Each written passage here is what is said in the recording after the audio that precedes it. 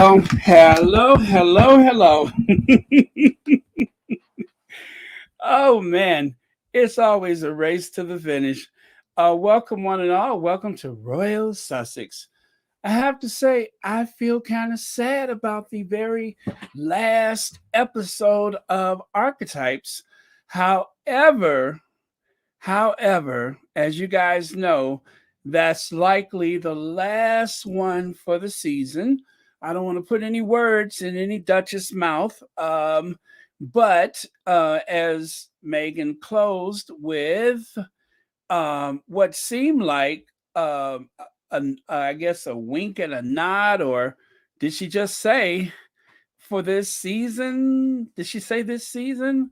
Oh my God, it was so much to take in. Also, I think this was the longest archetypes.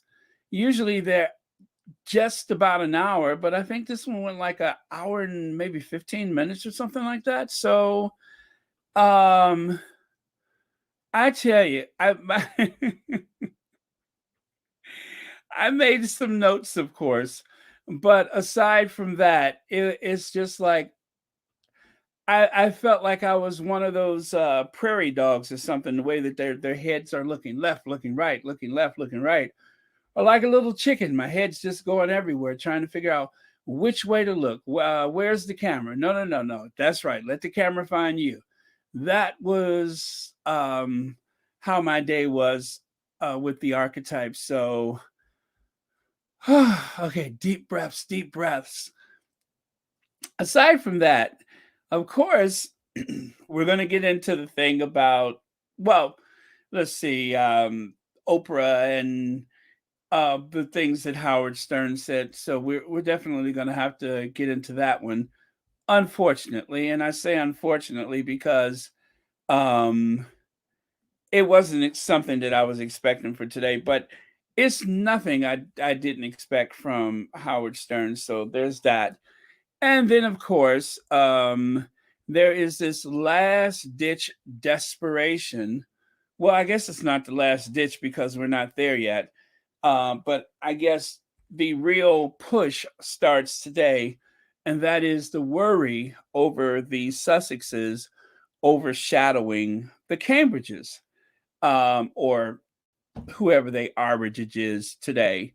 That seems to be something that is turning into a feeding frenzy for the tabloid press, which is unfortunate because instead of trying to shape a narrative about what the Sussexes are doing, they well, it's all deliberate, but yeah, we'll get into that. So, yeah, there's a few things to cover today, a lot of things actually. So, we will. Oh, hold on, let me do this because I want to make sure this is where I need to be.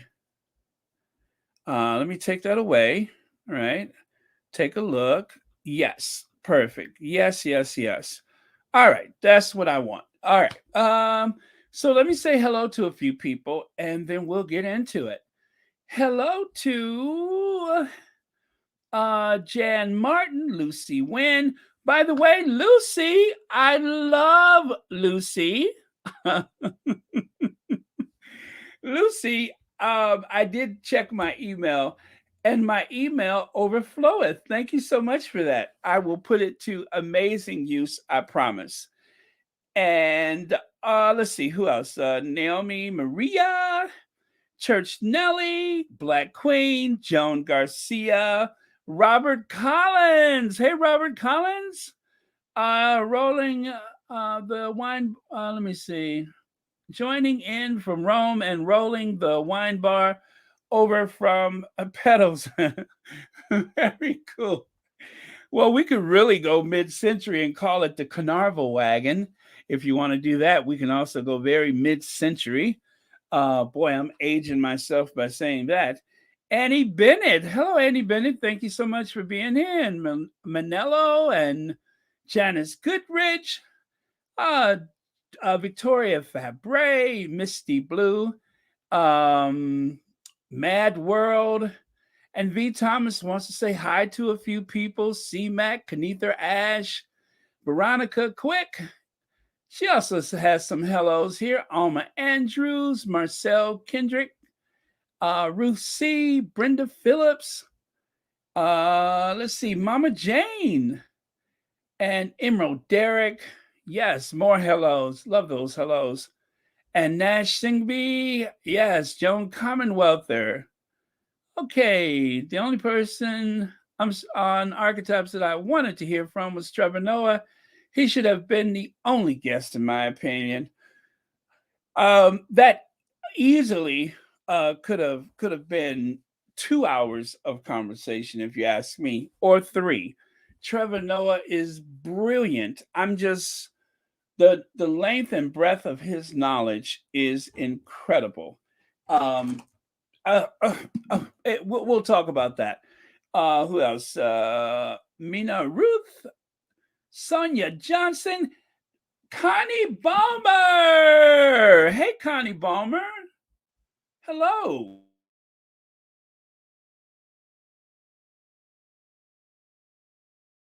Okay, and Joan Garcia. I said hello. All right, so I think I'm starting to repeat myself. I'm going to go back in the other direction and get things started, but I'm always glad to say hello. Uh, April R. Coleman. Yes. Noby D. All right. Nancy Austin. Yes, I'm okay. And Lydia Washington is here. Very cool. All right. So, you guys, by the way, I posted an address yesterday for Royal Sussex. No, it is not my home address, you guys. So please do not show up with your black drawers on, okay? Nobody show up with your black drawers on. That is not my home address.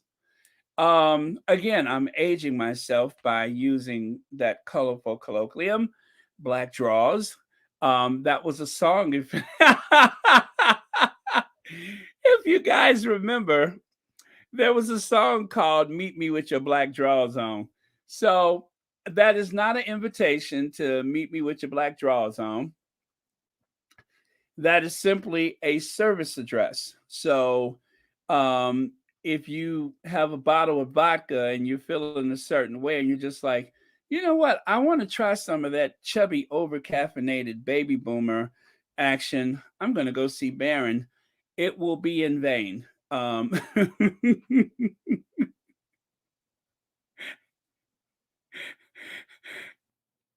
Don't bother, okay? I got a headache. All right, okay. So now that I've made everything weird,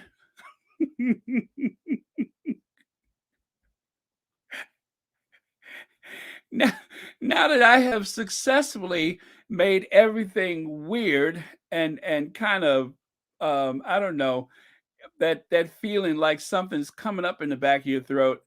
Now that I've done that, shall we go on? All right. So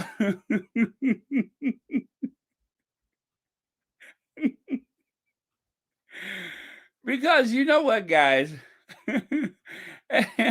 As much as I would love to extend an invitation to people, um, if I see anything that doesn't look right, and I do mean anything that doesn't look right, you know what I'm going to do. So, uh,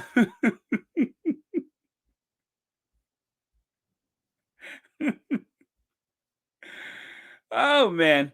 All right, you guys. But seriously, we got plenty work to do today, so let's get started. And and of course, if we all follow those rules, and they're just basic rules, if we all follow those rules, please do not show up. I won't have to call anybody to help. You know what I mean? I won't have to call. I'm stalling. You know I'm stalling. You know why I'm stalling. All right. Okay, this is why I'm stalling. If you don't show up, I won't have to call the Police! Police! Police! Help! Police! Help! Police! Help!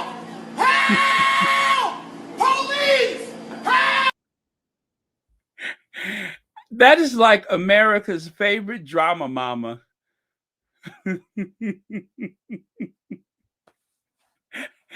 All right.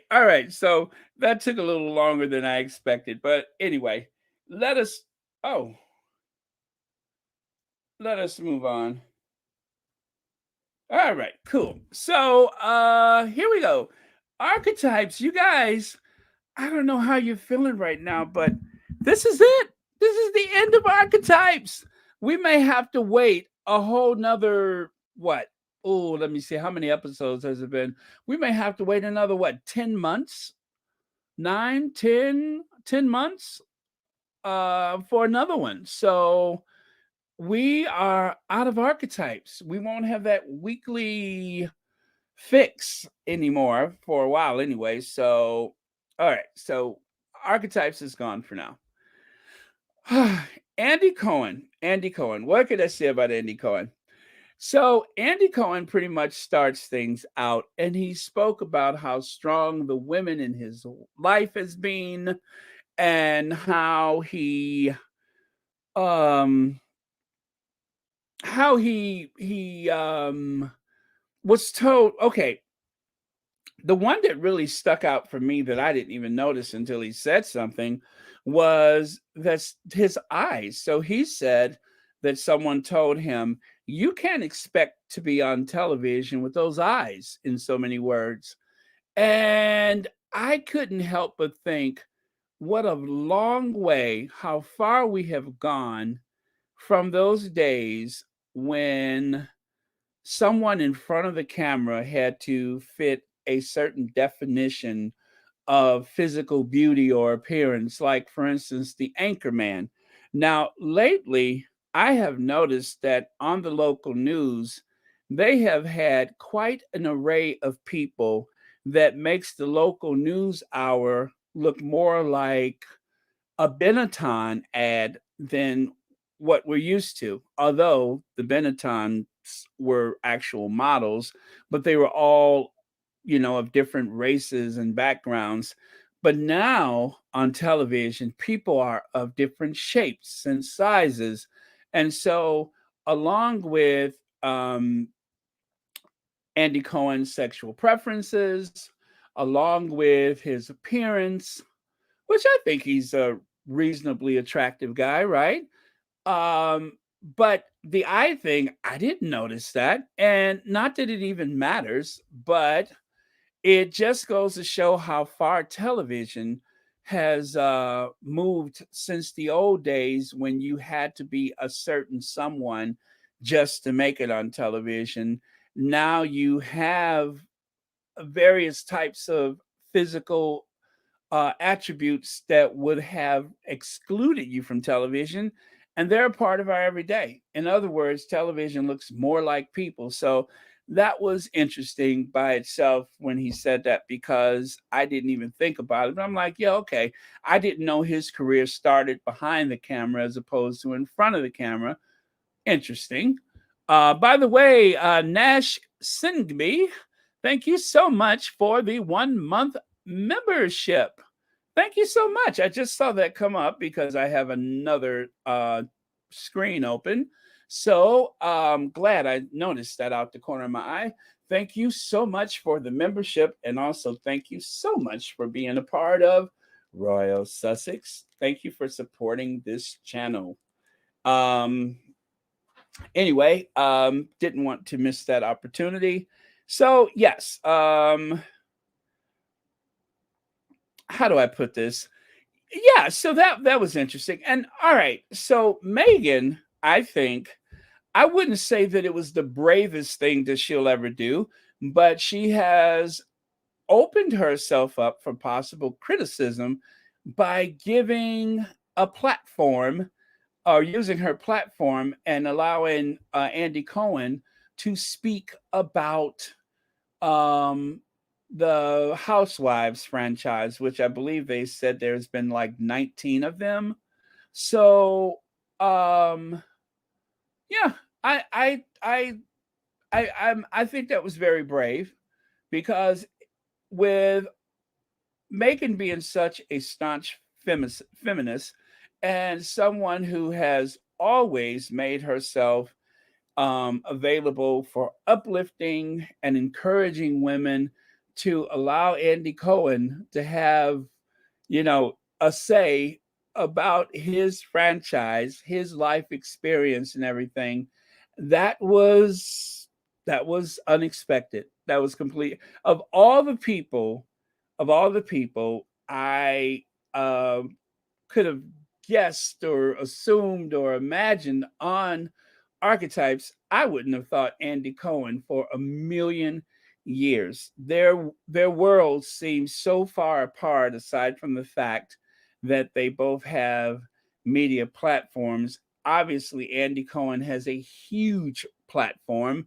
Andy Cohen recently got in trouble because, let's see, well, actually, he didn't recently get in trouble. He admitted he made a huge mistake when he tried to, um, I guess, for lack of a better word, out Oprah, or tried to be a little cheeky with Oprah and ask her very deeply personal things, and to the likes of which she said no. But you there are people who would kill to have Oprah in any situation on any show or anything, and that's where you go. So he's made a ton of mistakes. He has this need, I think, in certain situations where he loves to out people, and I think that is so self-serving. I really do, because it is a political agenda, along with other reasons why that may be an agenda for someone. And it can also be very dangerous in certain circumstances. So, as the world has moved on, the world is still not ready for that type of, especially if I would say that is something that could have so many far-reaching implications for people. Oh, sorry, didn't mean to do that. Still today, that you know, keep it cute. That's all I can say is try to keep it cute, Andy. So yeah, he's made huge mistakes. So I've always thought of him as being somewhat of a jerk.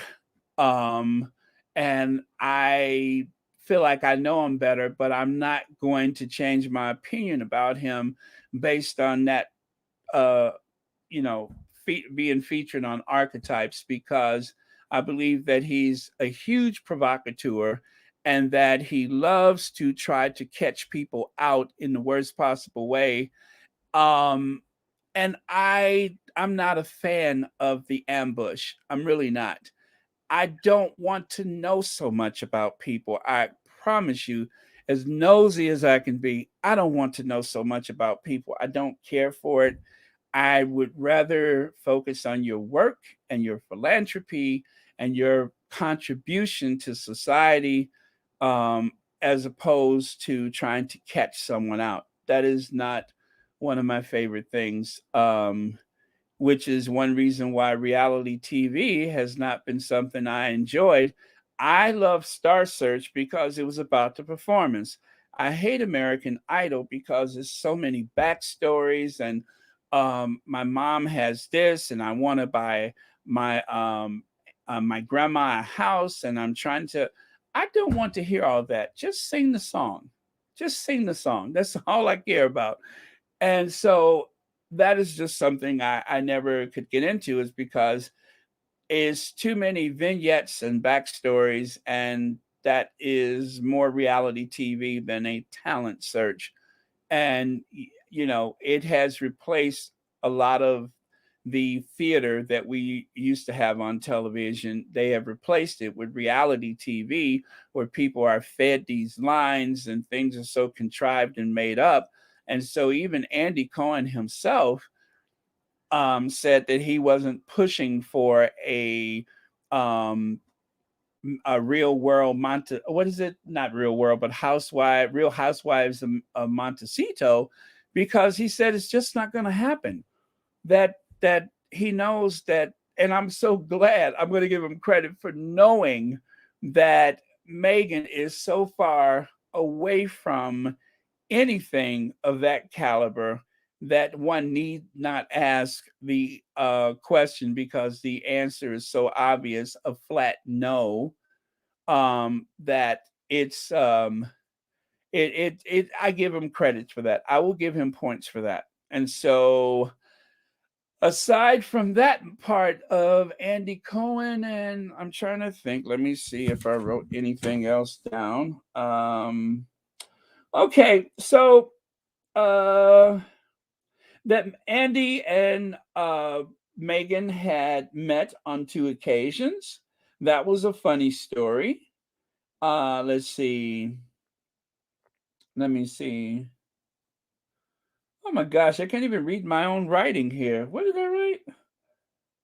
Oh yeah, and so the evolution of the franchise or franchises of the Housewives, how he had this he was trying to figure out how could he take a video that he saw of some women that lived in a gated community, and they all went to, and so how that somehow was the start or the beginning or the idea for the Housewife franchise. And of course, the funny scenario about Meghan, Oprah, Ellen, how that would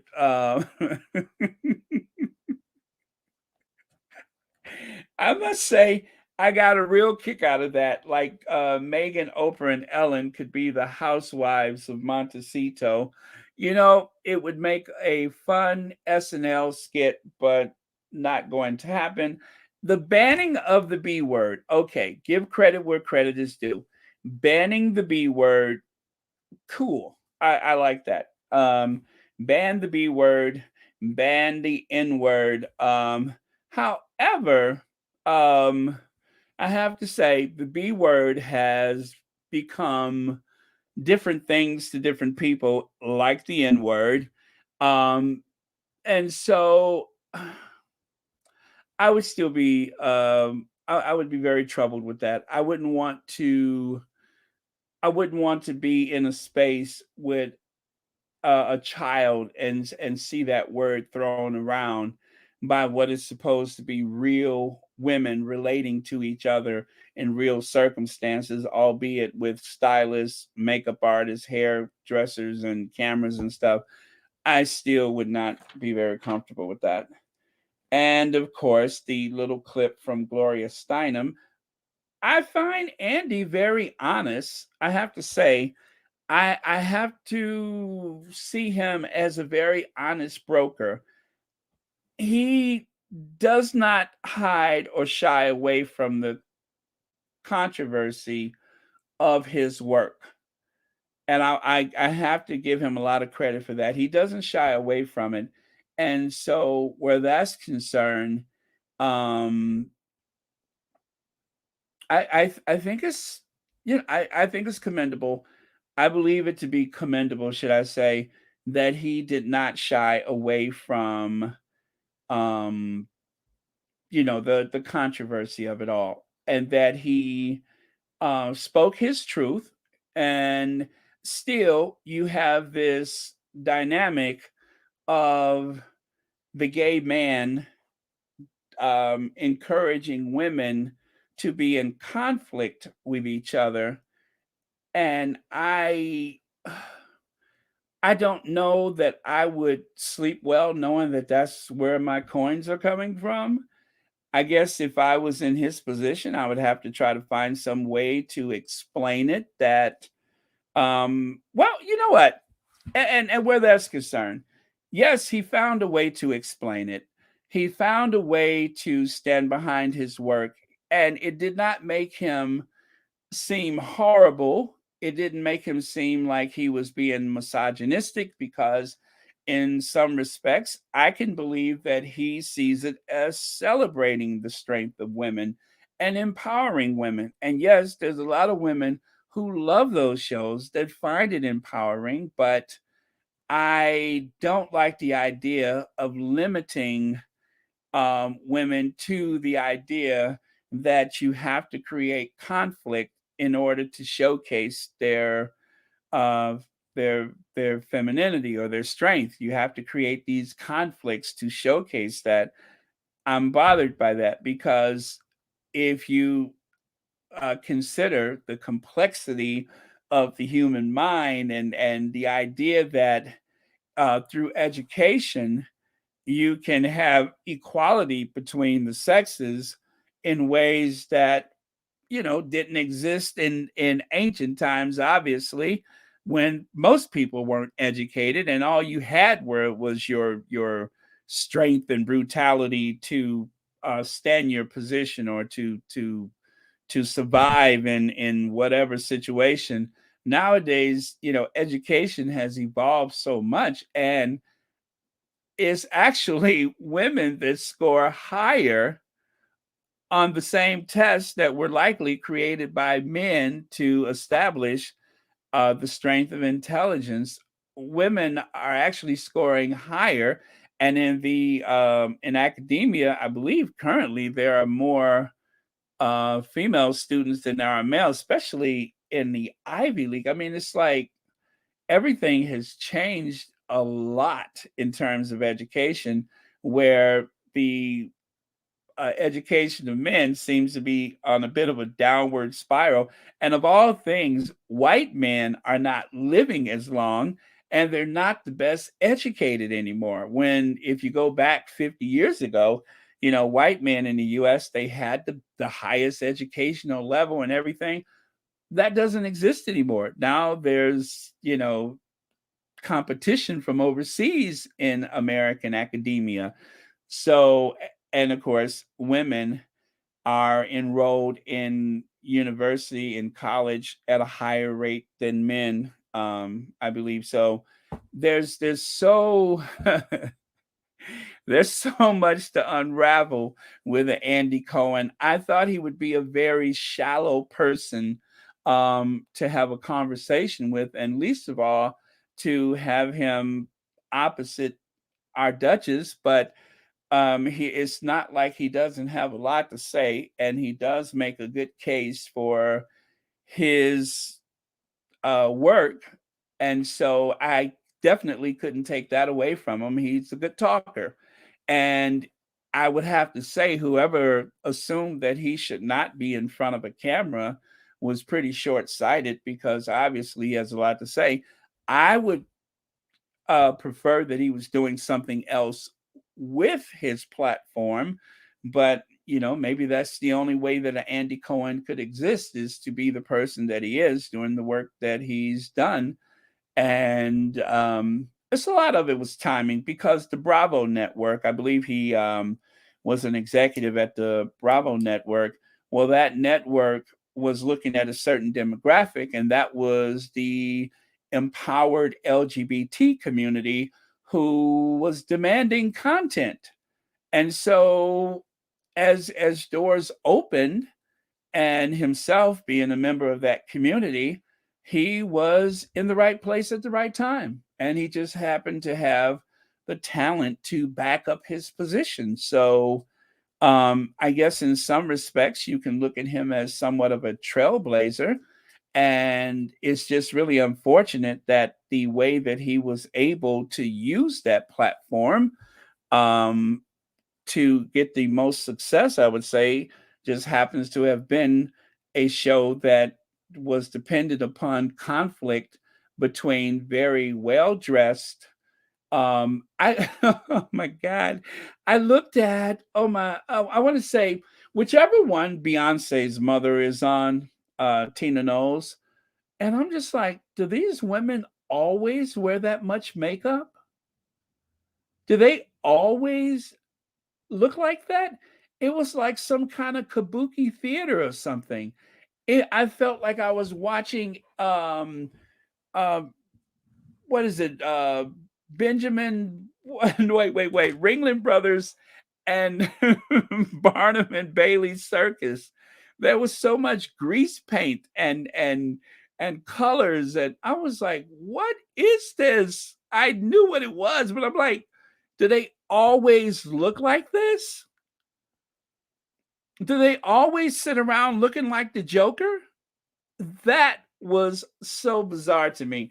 I guess I hadn't like stepped back and looked at it in a long time to see exactly what was going on. But yeah, and it was all the serious looks. And oh man, I like I said, I could not have imagined that Meghan would have spoke to someone like Andy Cohen, but I'm glad she did, because it is good to go outside of your out of your comfort zone, or to to to have an honest conversation.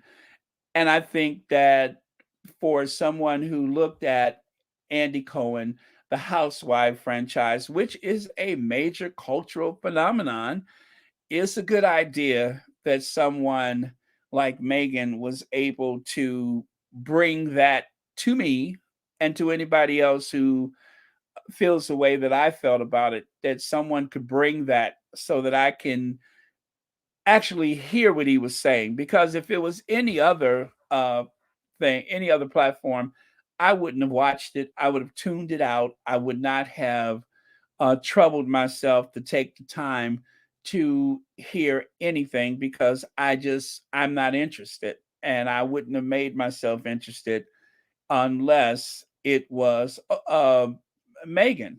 I don't think I would have watched. I wouldn't have listened to him under any other scenario besides Meghan speaking to him. So that he should be very appreciative, because not that I'm the audience that he's targeting. I wouldn't have bothered. So anyway, I want to see some of your thoughts about Andy Cohen, and then we'll go on to Judd. What's his face?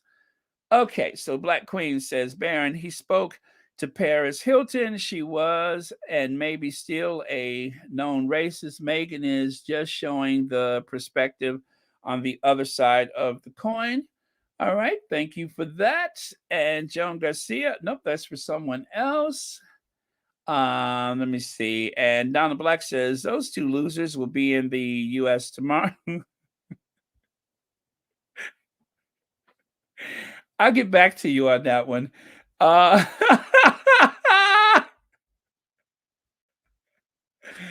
Woo! Okay, Baron, Megan wants to get us talking about these issues, and with having Andy on her show, that is exactly what is happening. We are talking about it whether we like it or not. Tamara, word Magalati? All right. I agree with you. We're talking about it whether we like it or not. I don't mind the conversation. I'm cool with it. Like I said, I judged a book by the cover, which is exactly what I did with Paris Hilton, which, interesting enough, that was what Meghan cited as another stepping outside of the comfort zone moment with the archetypes. And I feel like I have learned something. I don't mind um, having learned things about him I didn't know, and about the franchise. At least I know where it came from. I understand the premise. And as I said, whether or not we like it, as you said, whether or not we wanted to hear it, whether or not we like it, it is still a cultural phenomenon. It is still part of the fabric of America, and it will have its place in television history, in broadcast history, in cultural, pop culture history. So, knowledge is power. It's not a terrible thing to have heard him speak about the franchise. I feel like I understand it better, and I'm okay with having learned a bit. I just don't think I could ever watch it, but who knows? I may have an open moment and I'll say, "Hey, let me see what this is about." And we'll see what happens there. I used to watch Alex Jones. I love conspiracy theories. I don't really subscribe to a lot of the stuff they say, most of what they say, but I thought he was like a big joke. I didn't think much of him. It's a lot of things like that that, as I mentioned before, I have watched some of those things, not religiously, but on occasion. And to hear them speak about Area 51 or something like that, sure. But I didn't see any of the stuff about the Parkland and all that kind of crap that he was saying. I haven't seen him in years, but I certainly know of his rhetoric. And so it was no surprise when I, found out that is what he was doing at that time.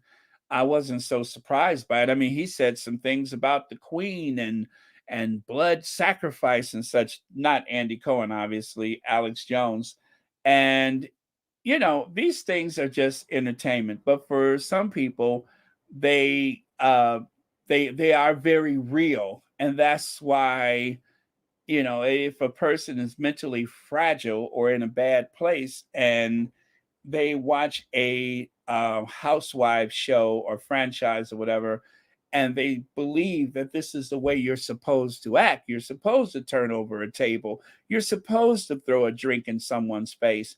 You're supposed to badmouth someone's husband or something like that. You're supposed to wear leather pants and have your face painted by Sherwin Williams. If you're watching these programs and you think that that is reality, then that's the problem. That's the problem, especially if you turn over a table in my house or throw a drink in my face. Then you really have a problem. That's a problem. Let's see. Mercedes Todd, I hope she never considers doing a show with Andy Cohen because the minute she does, he'll turn and come at her totally different. And then she came at him, different than she came at him. He would trying to destroy her for ratings. Absolutely. Business is business. And that is justification for so many people is that business is business. And of course, you know what you got into and you understood and yada, yada, yada.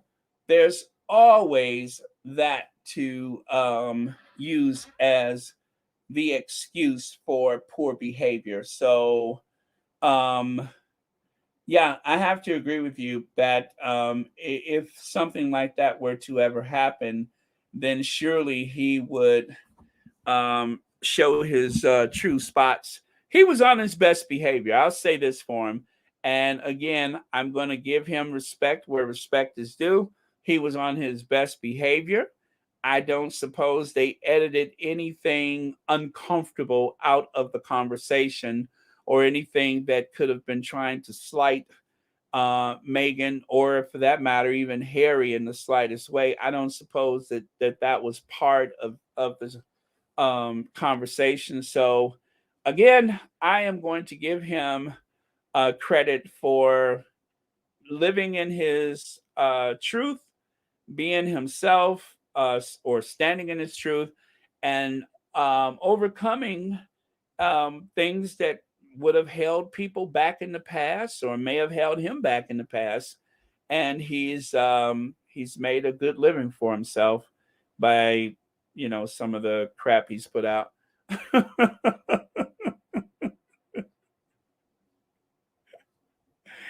Oh, Church Nelly says, Baron, I disagree. Ban the B word. I would have missed when Rick James said, I'm Rick James, that mic drop moment. Um, uh, well, again, I, for myself, I don't use the N word. I cringe when I hear people use it.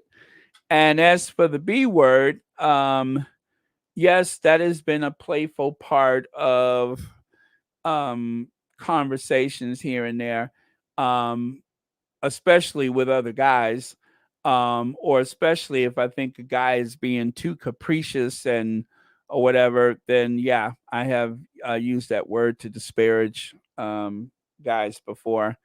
Um, I try to avoid that with women totally because that's like a white person using the N word on a black person. You just, it's bad enough when we do it to ourselves, but don't you do it. So yeah, it's one of those things where guys should not use that word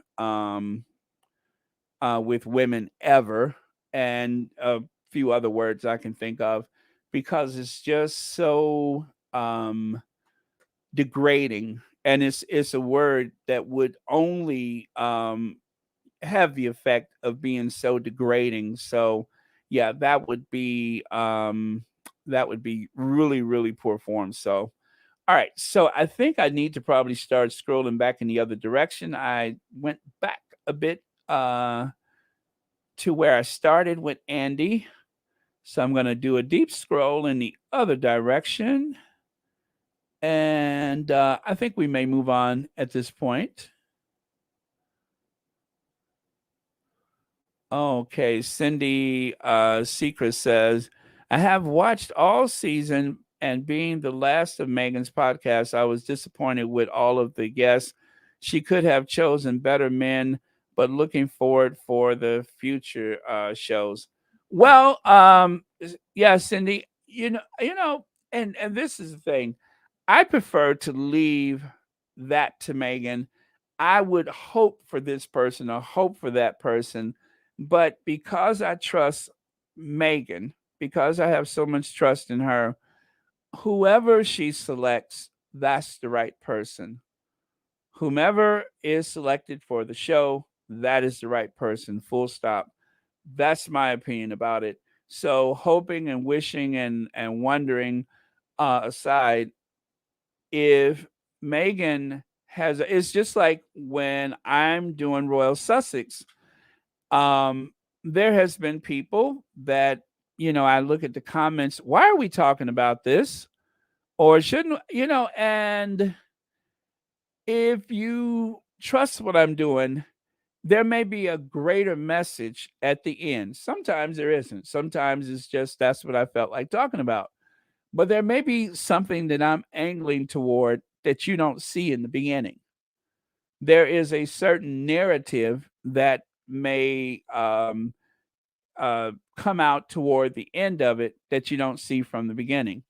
And I'm always frustrated when I, for instance, share a link with someone that I have people that I share videos or links or something like that. And if I say, well, did you watch it? And not all of it. And I'm just like, well, then you don't.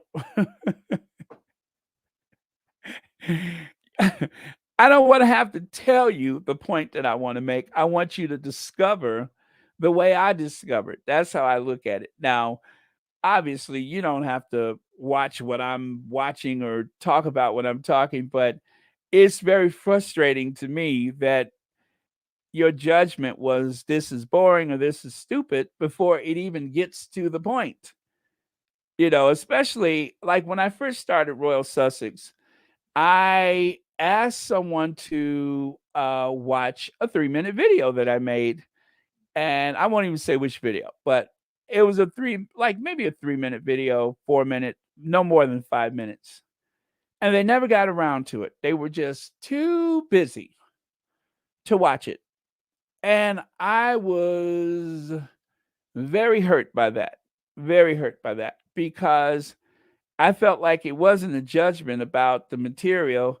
It was a judgment about me since I'm the one that made it. You know what I'm saying? So yeah. So I'm just trying to say, I understand you're entitled to your opinion, but please trust Meghan's judgment about these things because there is a greater narrative, a greater message than just one episode of the podcast. It is a combination of start to finish. And so if you have a book with many chapters, I don't think it's a good idea to skip a chapter, even if it's not of your liking. You don't want to skip that chapter because there is a full narrative if you just trust the author. So that is my opinion about it. And so yeah, I still have my opinions about Andy Cohen. and it's really based upon some very surface level things that I noticed that I just didn't care for. But I trust Megan, so I'm going to take this ride with her. You know, and if it's something I don't like, I'll say so. Probably not here in this format, but fortunately that wasn't the case. But yeah, and that's it. So always trust the people that you support. You don't have to like everything, but please try to trust their judgment because that is very important. Otherwise, you could possibly miss something. All right, so I hope I made sense with what I was saying because oh man, as a content creator, even though it's on such a small scale, but as a content creator, I'm always taken back when you know, when I mean one thing and people are putting words in my mouth or making a gross assumption about something. But if you don't have the full story, then you may not get the full meaning of it. So yeah, and Megan was very honest about her feelings about the franchise, and at which point and that's something that I love that Megan was honest enough to say, yes, I watched it. I've watched it. But when my life became hectic, when my life was so crazy, I could not watch it. And obviously, if you have been the victim of violence or any other type of mistreatment mentally, or if you've been financially victimized by someone, then obviously certain subjects and topics are going to push your button, and you're going to like, oh, I can't watch this. Oh no, yeah, this isn't as funny anymore. So I'm so glad that Megan was honest. They were both being very honest. And you know what else? Andy put himself in a position where he knew he would be criticized. As a matter of fact, he didn't have to mention the fact that he was criticized by Gloria Steinem. He didn't have to mention that. And when he spoke to Gloria Steinem, he knew what was coming. Gloria Steinem compared his show to a minstrel show for women. And of course, that last thing that you heard her say, and I don't believe it. And so that's the thing. I only look at these things as entertainment. I only see that they're feeding people lines, and nobody is that clever. Certainly, Paris Hilton knows what Walmart is, but for the purposes of the reality show she was doing, she played the dumb blonde, and that was her brand. And so everyone on these housewife platforms, everyone on reality TV has a brand.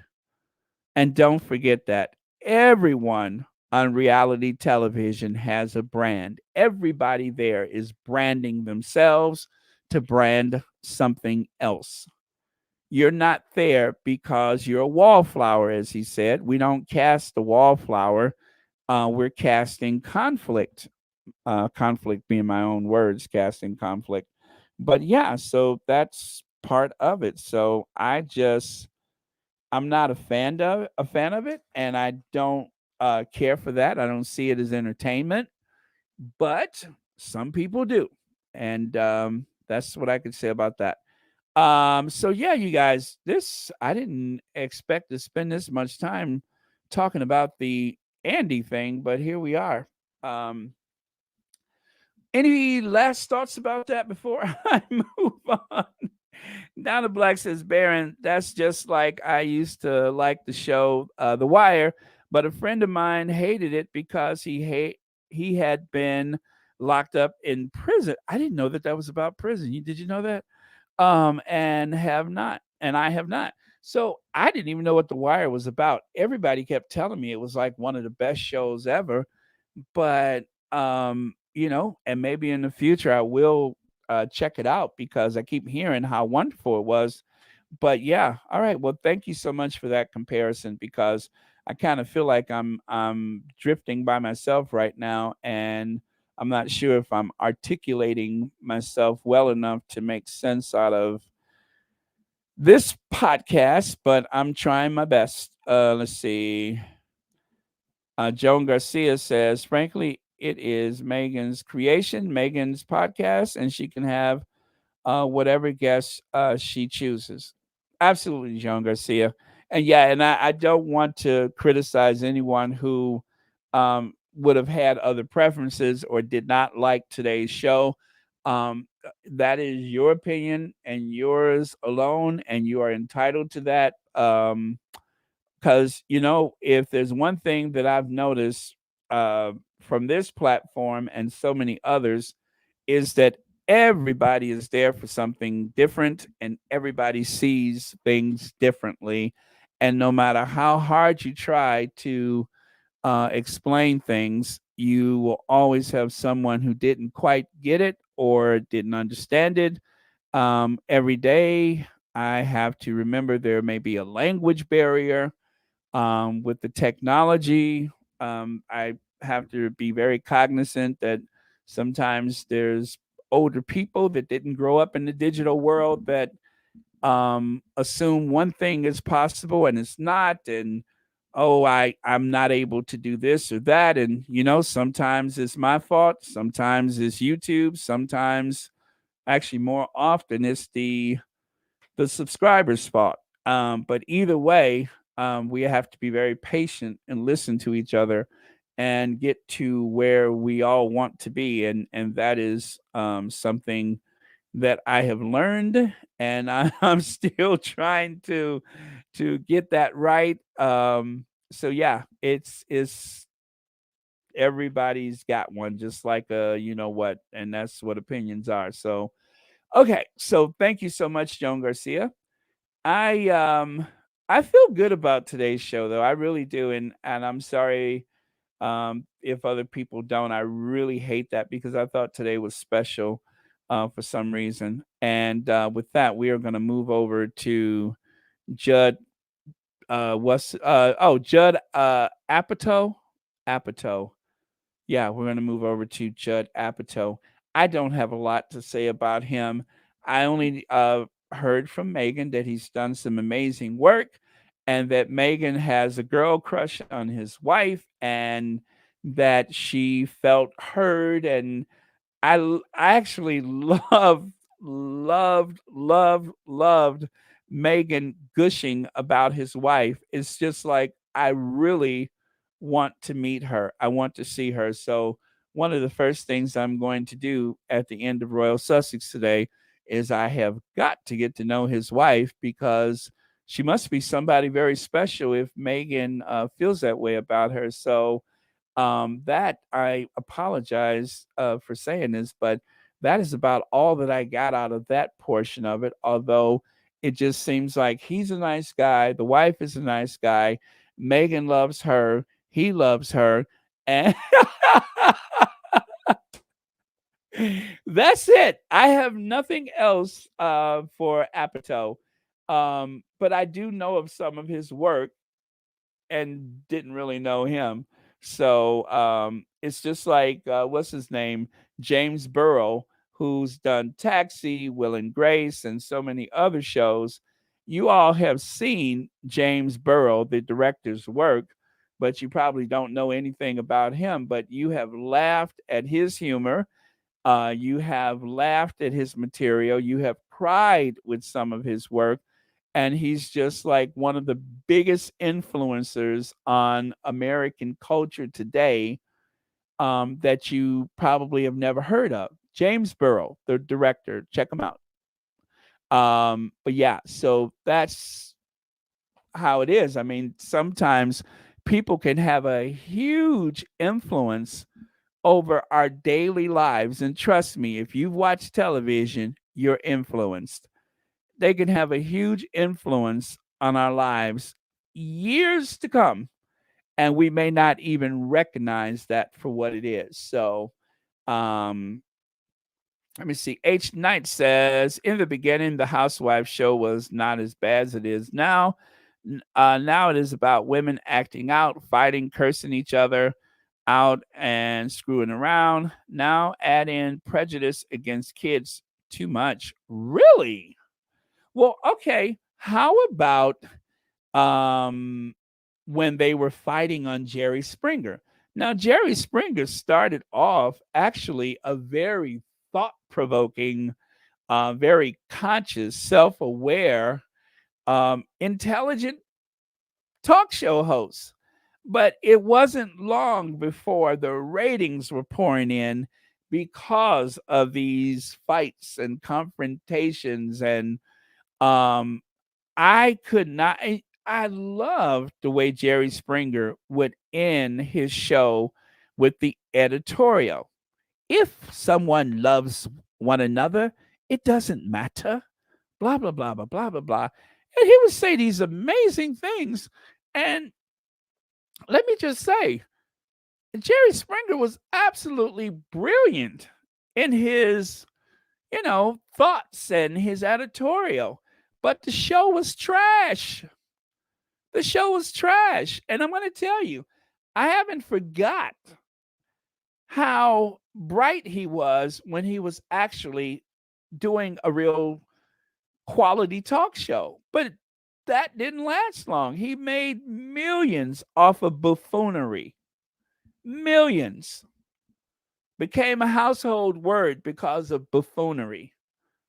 And so H Night, I have witnessed that transition where something starts off one way and then it's like all of a sudden it has turned into something degrading, and you get to that point where you say, well, okay, I probably won't watch this anymore. So that is why when Meghan said that, I was like, I didn't have that experience because I never watched that stuff, but I get it. I get it. And who doesn't want to watch someone living in a pretty house and wearing pretty clothes? That's entertaining by itself. Someone who is living a good life and going to this event and that event and all that kind of stuff, and the behind the scenes of your glam squad and such, that's entertainment. But the other things that come with it, that ain't so entertaining. That is just revolting for some people, but yet, other people find that as entertaining. So thank you, H Knight, for your comment. I really, really appreciate that. All right, so I am going to scroll back in the other direction. Uh, yes, that's what I think, is that type of television really started with Jerry. Now, to be fair, Oprah Winfrey had moments when her show was kind of going in that direction, not with the fights and everything, but lots of stuff that I'm sure she would rather forget. But I remember when Oprah had that light bulb moment and she decided to do things differently, and her show did nothing but prosper from that point on. I remember some of Oprah's trashier shows, but for the most part, there was nothing but quality stuff that came out of Harpo's studios. But Oprah had her moments where her show could have easily have drifted in that direction, but for the fact I think her conscience gave her a higher calling, and then she went another way. So I watched Oprah from 1984 when I remember when she first stood in the middle of State Street in Chicago wearing this ugly fur coat with a big afro. I'm Oprah Winfrey. And she started her show January the 1st, 1984. Look it up. I remember. I used to go back and forth between Phil Donahue and Oprah Winfrey. And then eventually I stopped watching Phil Donahue completely and watched nothing but Oprah Winfrey. So I'm going to give myself street creds and say I know what I'm talking about. Oprah wasn't always so great. and Jerry Springer wasn't always so bad. So I remember. But Phil Donahue even had a point in which he um, dressed up in drag to try to be competitive. And then finally, he was like, you know what? It's time to call it. And he quit his show. Maury Povich, oh God, how disgusting. Oh, wait, there it is. I hated Jerry Springer and Maury Povich. Maury Povich, again, a very well educated man who went to the dark side in terms of television. And what about Ricky Lake? Ricky Lake, Tyrone, do you love Tramika? Oh my God. I'm like, this is awful. Jenny Jones and oh, okay. I'm going to stop going down the memory lane of trashy talk show history. But thank you so much, Outsider's Perspective, for the super sticker. And thank you so much for watching Royal Sussex. Happy Tuesday to you. Good God, it is Tuesday. Oh, my goodness. All right, you guys, let's keep moving. All right. So we have Trevor Noah. Trevor Noah did not disappoint. He brought the A game. I wish they could have been sitting in the same room together because I think it would have been just that much more powerful. But Trevor Noah, um, when he said the thing about outside of the home that you have a black man and a woman, and especially if you've heard the stories about the Jim Crow South, I know the story of the Jim Crow North. I'm old enough to remember that there were neighborhoods that I could not walk through. It wasn't because of street gangs. If I crossed a certain street, I was in the white neighborhood and I couldn't go that direction. If I went uh, to, say, McDonald's, I had to make sure that I stayed on that main street. But you did not go into the residential area. Otherwise, you were going to get chased with bats or chains or whatever. And that was something that I remember. I remember sitting on the front porch, and all of a sudden, everybody who had went to school that day was running back in the other direction. And I think it was a summer school program or something, but they had built a new high school, and everybody, all the black kids came running back in another direction because they were attacked by the white kids. And then all of a sudden, all of the black kids went running back in the other direction they had just come from because they were going to war with the white kids. And the police were everywhere. And it was, and I just remember like my head going one direction, like, where's that? What? And then going back the other way, like, wait, what? That's how I remember things. So when Trevor Noah said about the rocks being thrown at men and women, black men and women, outside the home, but then inside the home, I couldn't identify with that because that just didn't really speak of my mother's experience. That didn't speak of my mother's experience. My mother had a bit of a reputation as a street fighter, so um I think one of the things that my father always valued about my mother was her very independent nature. And so he married up. Okay, he married up. I'll just say that he married up. And so I didn't see that inside the home. As a matter of fact, I was considered very lucky because there wasn't those types of things. I was like one of the few people in the neighborhood whose mother and father were in the same home. So growing up, I did not experience that kind of stuff, and least of all with a a a father that would do physical harm to my mother. I did not experience that, but I definitely had that anxiety for the other kids in the neighborhood or even on the same block where things were always troubled, with certain things going on in their homes that frightened me, that literally frightened me. And I just remember um, feeling like such an imposter in those situations because I didn't have that at home, and I felt like I wanted to help them, and or I'm like, why is this happening? I just had such a I remember the way I felt, and I guess if I could have seen the look on my face, I could only imagine what I would have looked like to people around me with that what in the world is going on here look.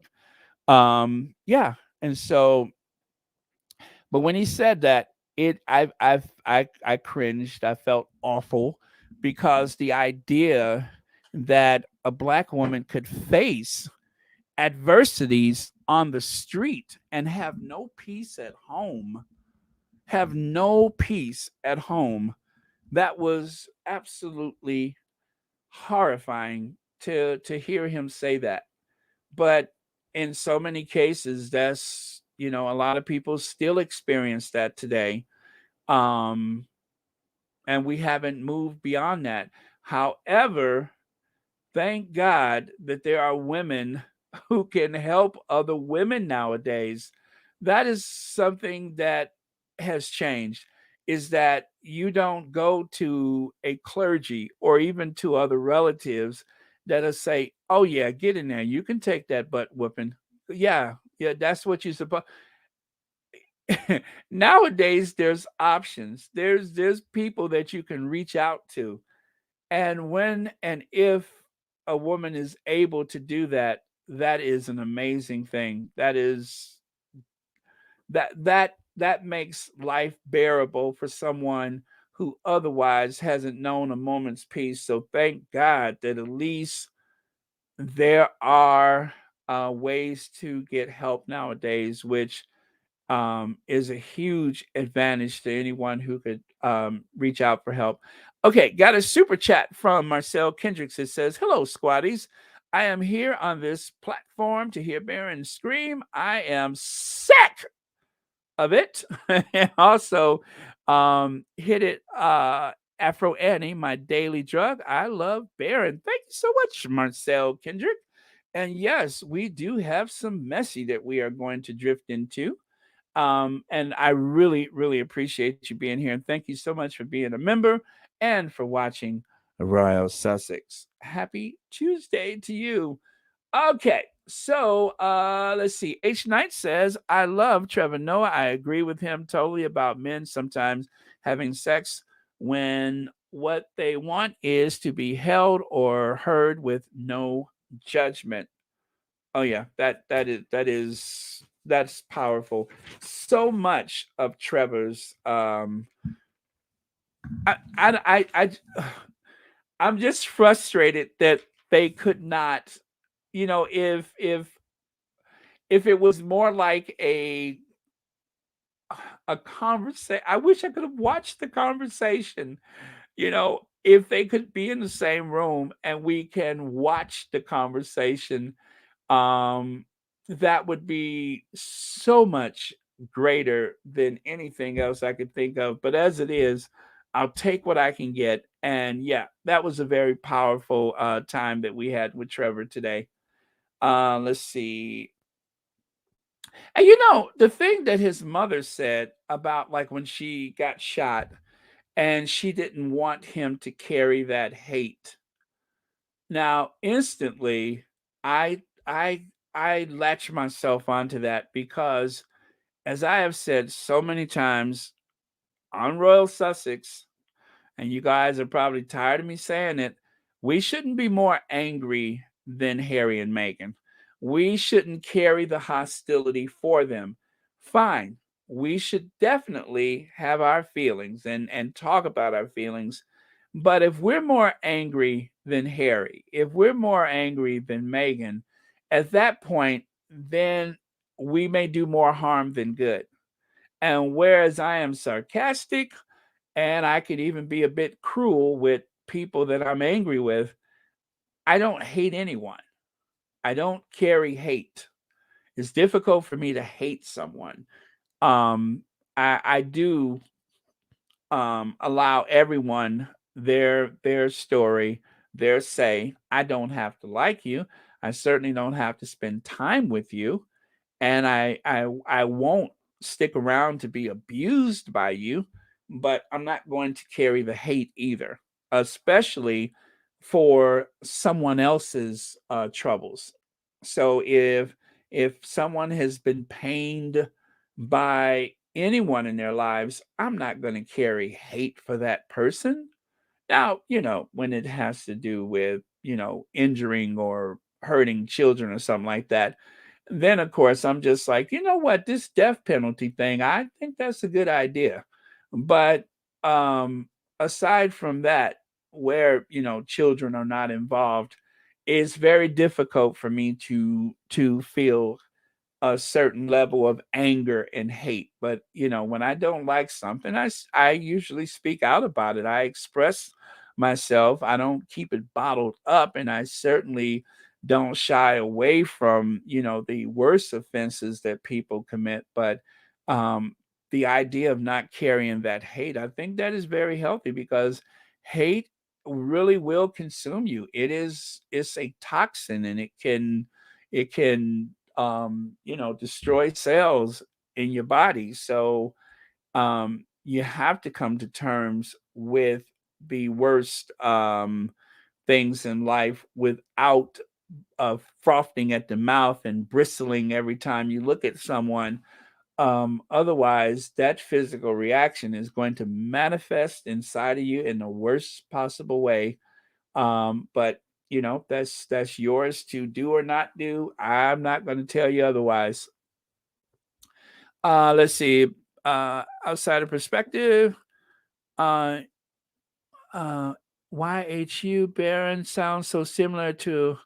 Is it the United States sounds similar to the apartheid era in South Africa? Well, yeah. um, yeah, yeah. That's what it was. I mean, certain things I'm old enough to remember, and then some things I only know by word of mouth. And of course, from what I've seen in books and television and magazines. But yeah, I know that there were places that I just could not go. And this is why when I travel to other countries, I don't ever travel as a tourist. I travel as someone who grew up at a time when I could not say and do certain things in certain places without fear of the worst. And so I remember where I am, and of course I'm not gonna just, let somebody run over me. I would be like, okay, well, I guess today was the day I was meant to die, but I ain't gonna take that. I've had those moments even with the police when I was just like, okay, you're gonna have to shoot me. We all have that moment when it turns into, all right, I might have to die today, but I ain't gonna be disrespected. But at the same time, I also avoid confrontations whenever possible. When I'm in certain places, when I know I am surely outnumbered, I'm just like, all right, I ain't gonna get into that one. But yeah, some days I don't care if I get shot, and some days I really don't want to get shot. I don't know how else to put it. I feel different ways in different situations and with different people, but I don't care to be disrespected either. So um yeah, there you go. Let me see. LDSW says sunshine laws control our movements in certain neighborhoods. My mom used to give directions on what and how to shop in stores in downtown DC during the 1960s. Oh wow, LDSW. See what I mean? I'm sure of a certain age, everybody's got something like that we call from the past. And I have to say, even though when I was in the UK, I remember having an incident where I felt like may have been a component of racism involved when I walked to the front carriage in the first class section of the train. However, I'll have to say again that the guy was very respectful. It wasn't like, this type of challenge where, I was being confronted in a way that I felt that I would have to fight or flight. Nothing of the sort. I was sir, sir, sir the whole time. However, because of my skin color, I have to say, I don't know that I would have been approached by the porter or whatever he was for walking to that front of the train. And I wasn't on board. I was on the platform walking toward the first class section. And yeah, so I just, I was like, yeah, I got a ticket. And that was that. But still, because of my life experience, I had to wonder, is this the reason? Is that why that happened? So yeah, that was something that I had to consider in that moment. Is this why this is happening? So anyway, thank you for your comments. All right, so I need to um I need to. Oh, Shelly L. That's what I saw there. If Ricky Lake asks you a personal question, I'd rather. I mean, you better not lie. She always came back with, "Oh, really?" Let's roll that. Yes, I remember that. Oh, really? Let's roll the clip. We all knew Ricky had receipts. Oh my God, I forgot about that. You're so right. Oh, really? Yes, I remember that. Thank you so much, Shelly. And just as I was saying, I don't want to go too far down memory lane, but I love that one. And thank you so much for that. And thank you so much for the super chat. Oh, really? Oh, man. Okay, you guys, let me see here. I want to. All right, and so the build the house for you, and what about other people's needs? That I thought was incredibly clever. That Trevor. God, why did I just forget his name? All of Trevor Noah. I was about to say Trevor Owens. Trevor Noah. That much of it I recall as well, because Trevor used that analogy, if I remember correct, about, when you build a house for yourself and you don't consider that someone who can't use their legs or, whatever, needs to use the steps, but you don't have steps, or, or that you made steps in your house and that person can't use them. I thought that was clever. In other words, making sure that you have room for other people in your life, that you make room to accommodate other people and not just think about yourself, which I thought was so important. And let's see. And of course, all right. So let me just get to this and then I'm going to all right, this was Iris on Twitter.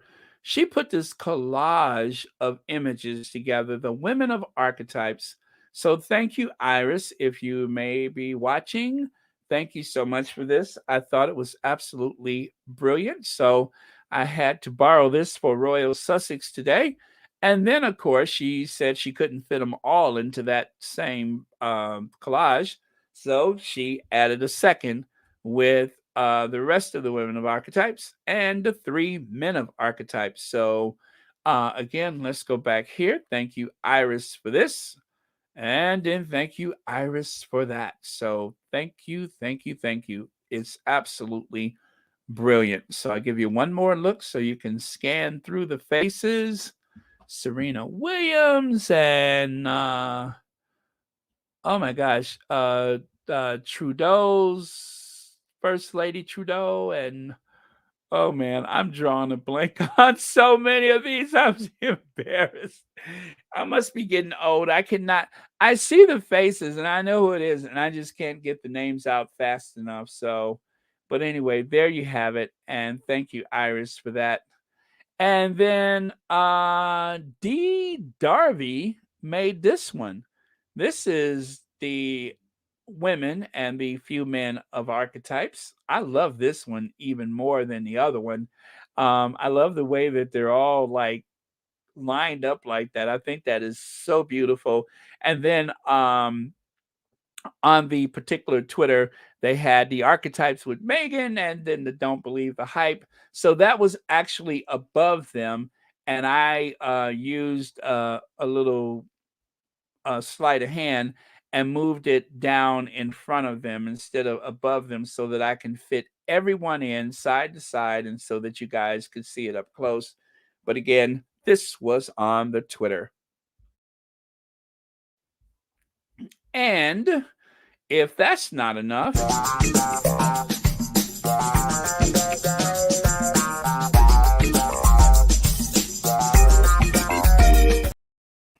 let us move on here. Meghan said that she was so glad they have the archetypes because it gave her a chance to be seen and that she was able to use her voice, which I think her voice, the sound of her voice is absolutely enchanting. And the idea that she has been seen, well, Meghan has, in a very short time, has become the most influential woman in the world today. And for very good reason. Wherever she moves, she casts a very, very large shadow.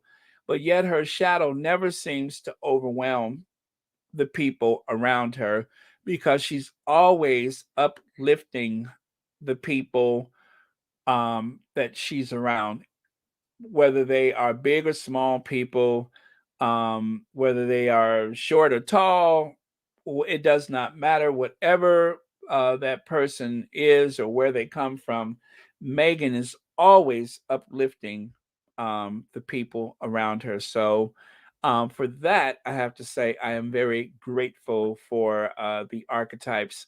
And one of the ways I decide whether or not a show, or in this case, the podcast, but I love 60 Minutes. And as I said, I'm so disappointed with 60 Minutes Australia because it is trash. It is absolute trash. It is so poorly made that it's an insult that they call it 60 Minutes. And if you're from Australia, I'm sorry, that's trash.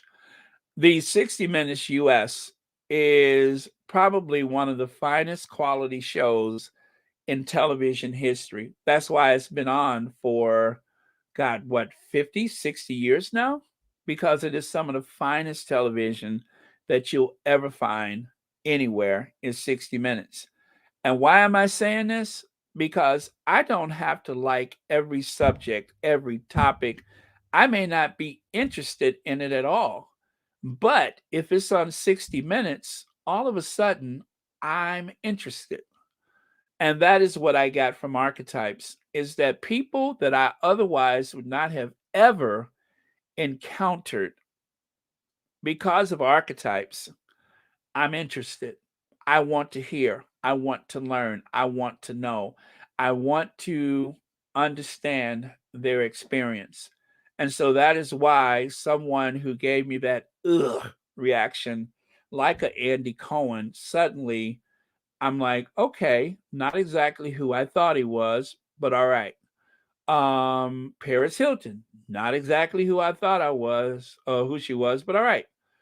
Melanie Hobson, a goddess, an absolute queen, and so many others women that she had on the show, whether it was Serena Williams, the Iranian actress. I didn't know anything about her. Now I think I'm in love. And that is the power of the archetypes. I would have to say for the podcast world, That is my 60 minutes. If it's on the archetypes, I'm interested. If Meghan wants to talk about it, then I want to know about it. So that by itself is absolutely powerful. And that is why Meghan was able to knock the king off his throne. Um, God, I forgot his name already. Uh, the whatever his name was, the one that's been on the podcast all the time, Joe Rogan. That is why she was able to knock that king off his throne, because Meghan came in like a force of nature and solidified herself in a way that I think few people would have been able to do. Um, yeah, that's what I'll say about that. Megan has been a force of nature in the podcast world. Let's see. Marvell Walker, thank you so much for the super sticker, and thank you so much for watching Royal Sussex. And Audrey Teschner, as always, thank you for the super chat. Please, in prayer, the mountains is burning on. Um, let's see, what is that? Is it hotly? To hear our homes. I am so sorry. Is that a typo or did I not get that one? Burning and please in prayer. The mountain is burning and hotly burning too. Oh, okay. I'm so sorry. Is it too hotly to hear our homes? Oh my goodness. I'm so sorry, Audrey Teschner. I didn't understand it. But anyway, thank you so much for the super chat. And thank you, Invenice, Charles,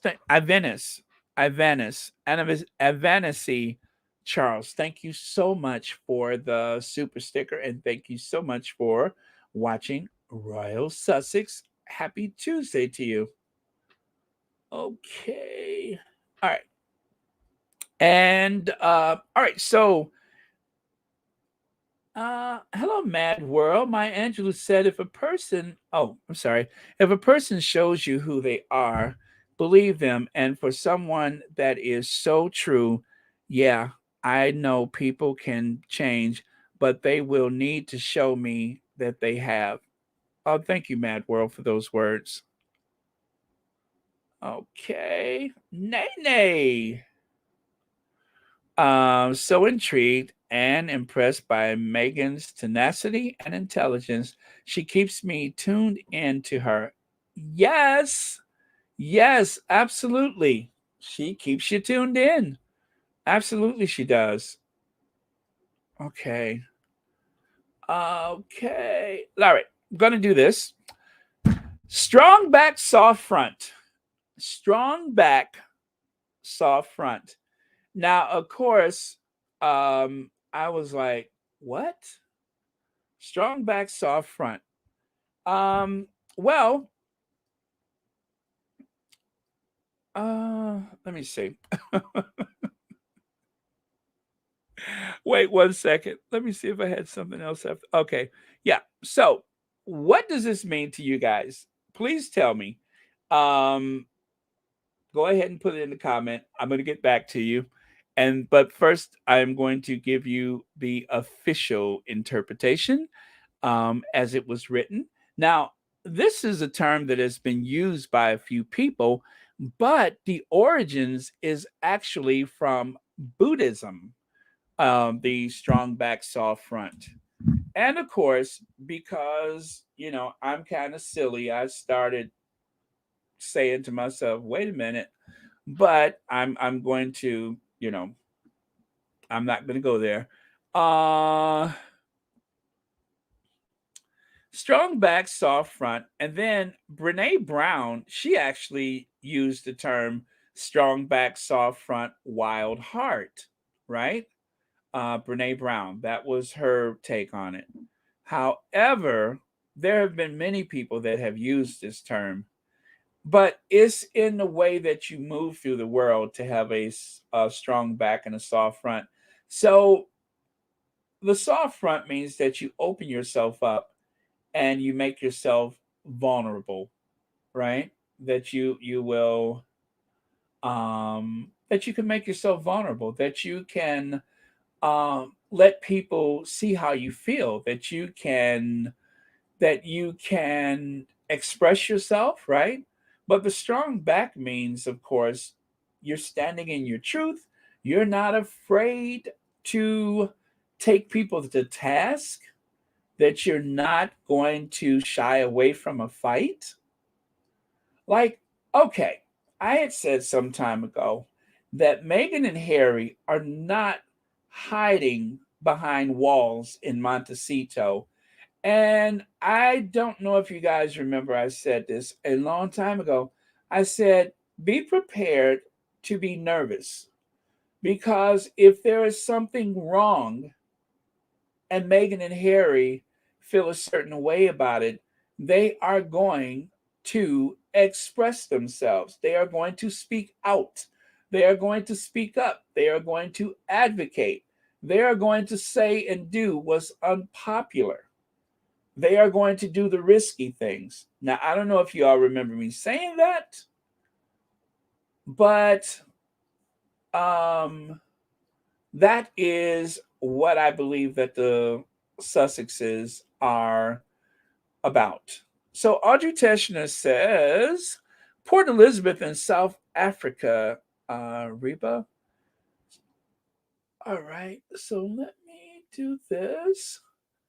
All right, so please in prayer, the mountains is burning and oh my goodness, Audrey Teschner, all right, I understand. So is there like a brush fire or something like that happening right now?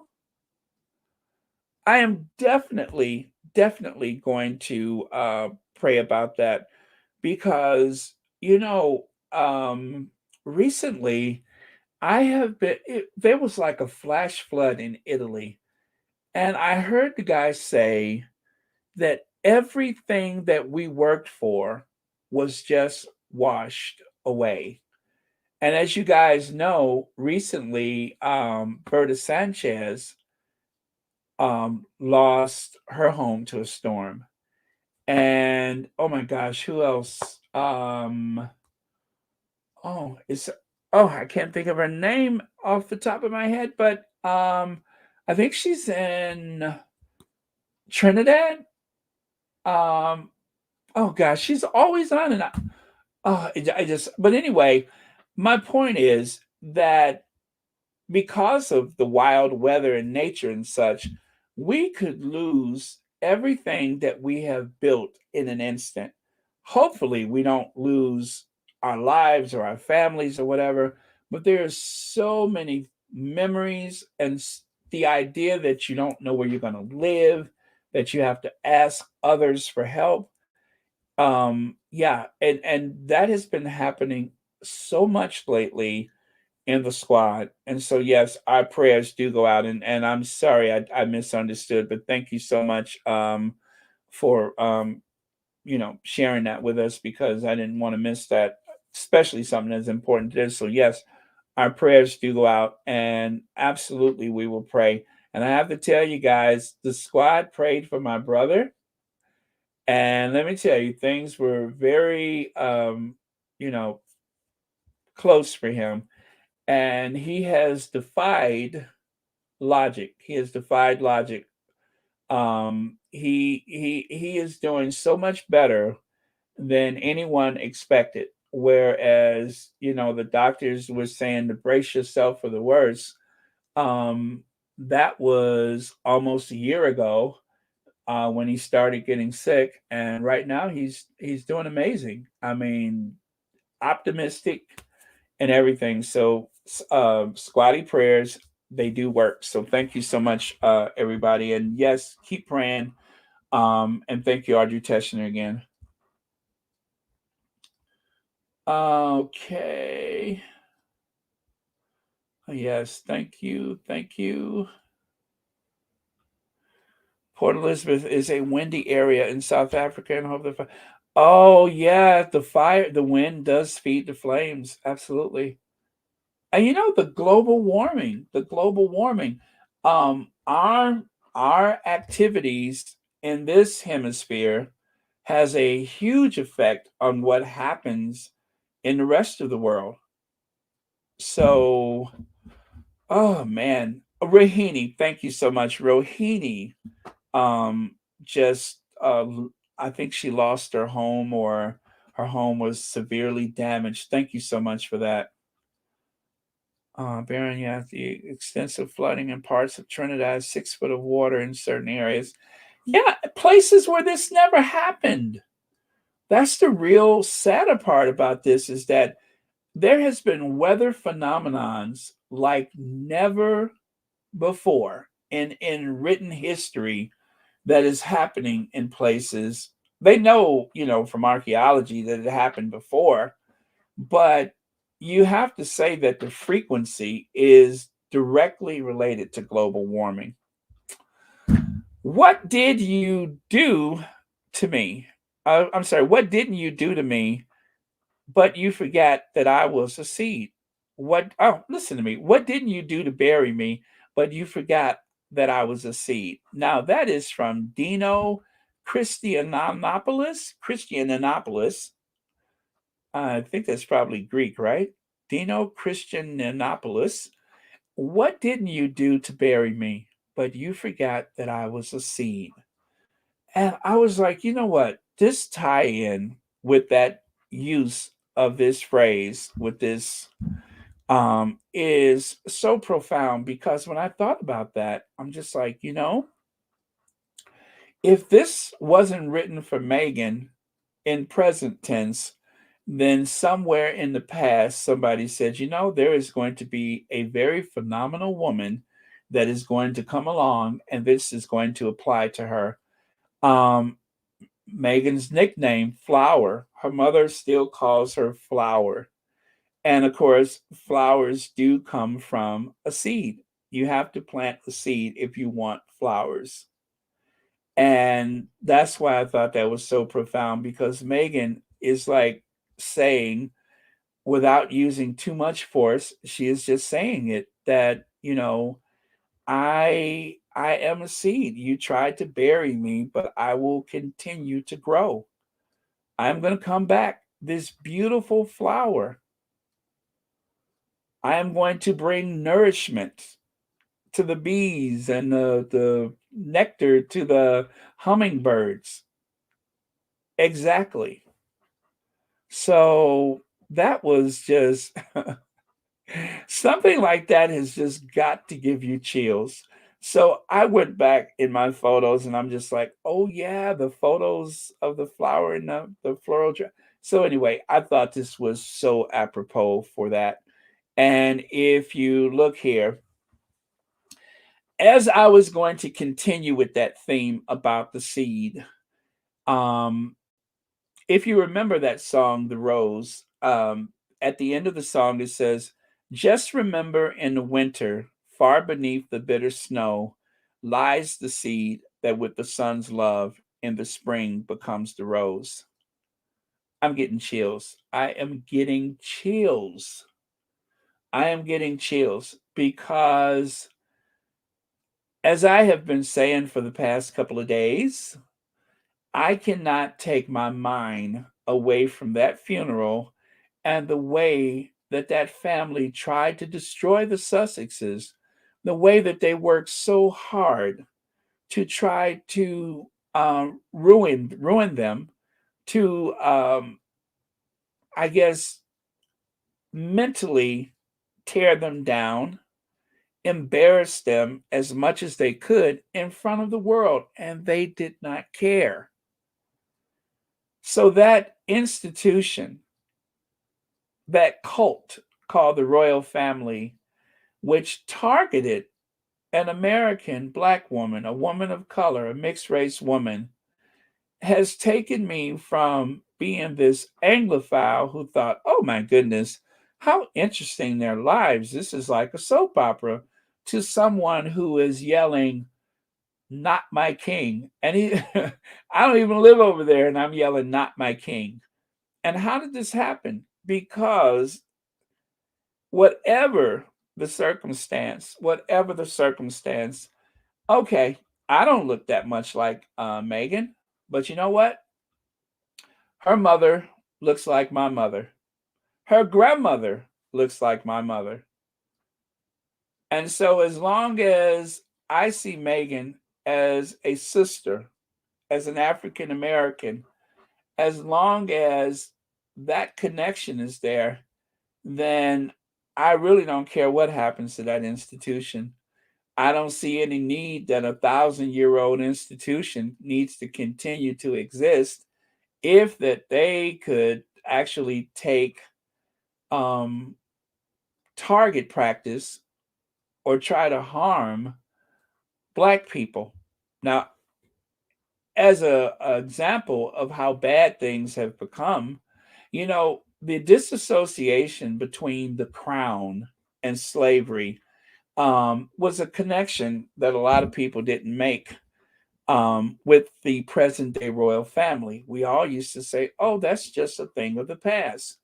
But once people started pointing out blood diamonds, um, the aristocratic wealth, and of course, we just learned recently that the reparations for slavery were not paid to slaves, they were paid to the slave owners. And that payment was only completed as recently as 2015. To end slavery, you didn't try to lift up the enslaved, but instead you paid off the slaveholders and left the slaves to fend for themselves. As a matter of fact, the formerly slave, the ancestors of the slave, were still in some form of fashion beholden to the crown, enslaved to the crown and the commonwealth. And so, given all of these realities, there's no going back. It's impossible to put the genie back in the bottle. I can't see it any other way now. And so, um, if there's anything that ends that institution, I'm not saying it's going to be directly related to the Duchess of Sussex. Um, Things were already on a downward spiral because of Princess Diana. The whole thing with Princess Diana, the divorce, and of course, the mysterious death in the tunnel in Paris, all of those things combined is what's starting the downward spiral for the royal family. And then, of course, there's other things like this guy that helped. And of course, we're still trying to figure out what she did for 70 years. That helps. And then this person right here, um, yeah, I think this may very well, you know, change the monarchy's trajectory as we know it, and may even bring down the House of Windsor because this guy married this girl, and together they were able to remind the world that they're just like anybody else. They're just like a soap opera, as I said. They are a soap opera, and the soap operas are gone, but they're still there. And they believe that everything will be gone, but they will still be there. There will always be in England. Yeah, they'll be in England, but there may not always be a royal family, or they may not always live off the fat of the land. And they may even have to give some of those things that they have been holding over the years, like diamonds, land, and other things. They may have to give that stuff back eventually. But I tell you what, where I'm concerned, personally, where I'm concerned, I'm done with it. I'm done with it. As a matter of fact, I've been done with it for a long time. When the Sussexes were driven out of Narnia, that was like the end of the Anglophile as I know it. All those things that were so interesting are not so interesting. Um, it would be very wrong to uphold a system like that or to even support with my money a system like that. So whether I would ever go back to the UK, I don't know yet. I don't know, but I will be more selective about what I find to be entertaining or what I find interesting. That for sure is something that will never be the same. And it's unfortunate for people who've always wanted to go to the UK who have suddenly changed their minds. But I have to say, I understand. Emily, thank you so much for the super sticker, and thank you so much for watching Royal Sussex. Karen says, did anyone hear about the deranged woman who rang Jeremy Vine and said Meghan is making Harry so unhappy? When asked how did she know, she said she speaks to Harry on WhatsApp. Woo! You know, I saw there was something that I saw on the Jeremy Vine, and I didn't get a chance to watch it because I was so busy listening to Archetypes and doing my notes and everything. So maybe that's what I saw. Let me go to my bookmark and see. Okay, so I saved something. So if you ever wonder what my Twitter notification reads like, this is what Omen Scobie says. So let me put a little sound on this.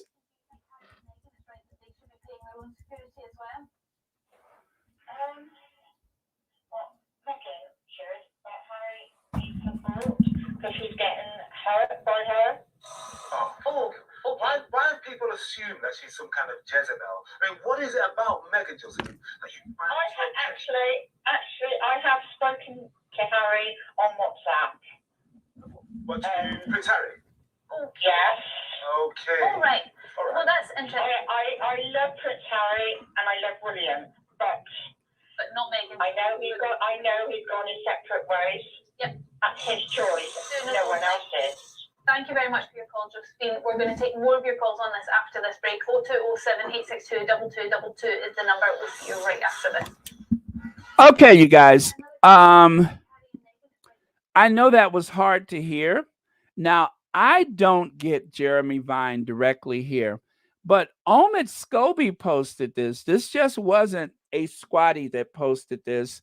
I am going to play it again. It's 52 seconds long. I'm holding the mic as close to the speakers as I can, but this is the best I can do with the sound. So once again, I am going to play it for you. Please listen closely. Maybe turn the sound up on your device. It is very low, and this is the best I can do.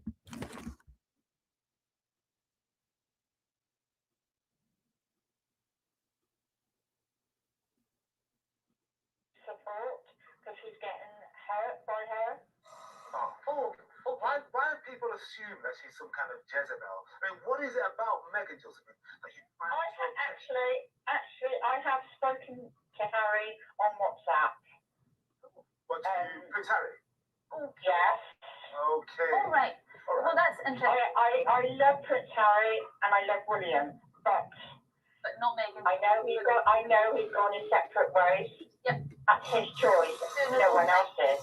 Thank you very much for your call, Josephine. We're going to take more of your calls on this after this break. 0207 862 2222. Okay, so I hope you guys were able to hear that. Again, the sound was very low. That was the best that I could do. I turned the sound up on my computer as loud as it would go, and that that was the sound. But this person says that she speaks to Harry on WhatsApp. I wonder who else she speaks to on WhatsApp. I really have to wonder who else she's speaking to on WhatsApp. I would pay good money to know who else is in her WhatsApp Rolodex. Woo! Did you guys just hear the theme of Twilight Zone? Did you all just hear the theme of Twilight Zone? Thank you so much, Elaine Parker, for the super sticker. And thank you so much for watching Royal Sussex. Oh, and by the way, thank you for letting us know about that comment. I saw there was something. Was that Karen? Oh, yeah. Thank you so much, Karen, for that, because I was looking at, I saved that link or that post on Twitter because I didn't know what it was and I couldn't hardly hear it. So I said, well, I'll just watch it later. Well, You just solved that riddle for me because I didn't know what it was. Thank you. Also, Sean says, girl, you must have meant anything prehistoric, but not a girl. She hasn't been a girl since on the seventh day. God rest it.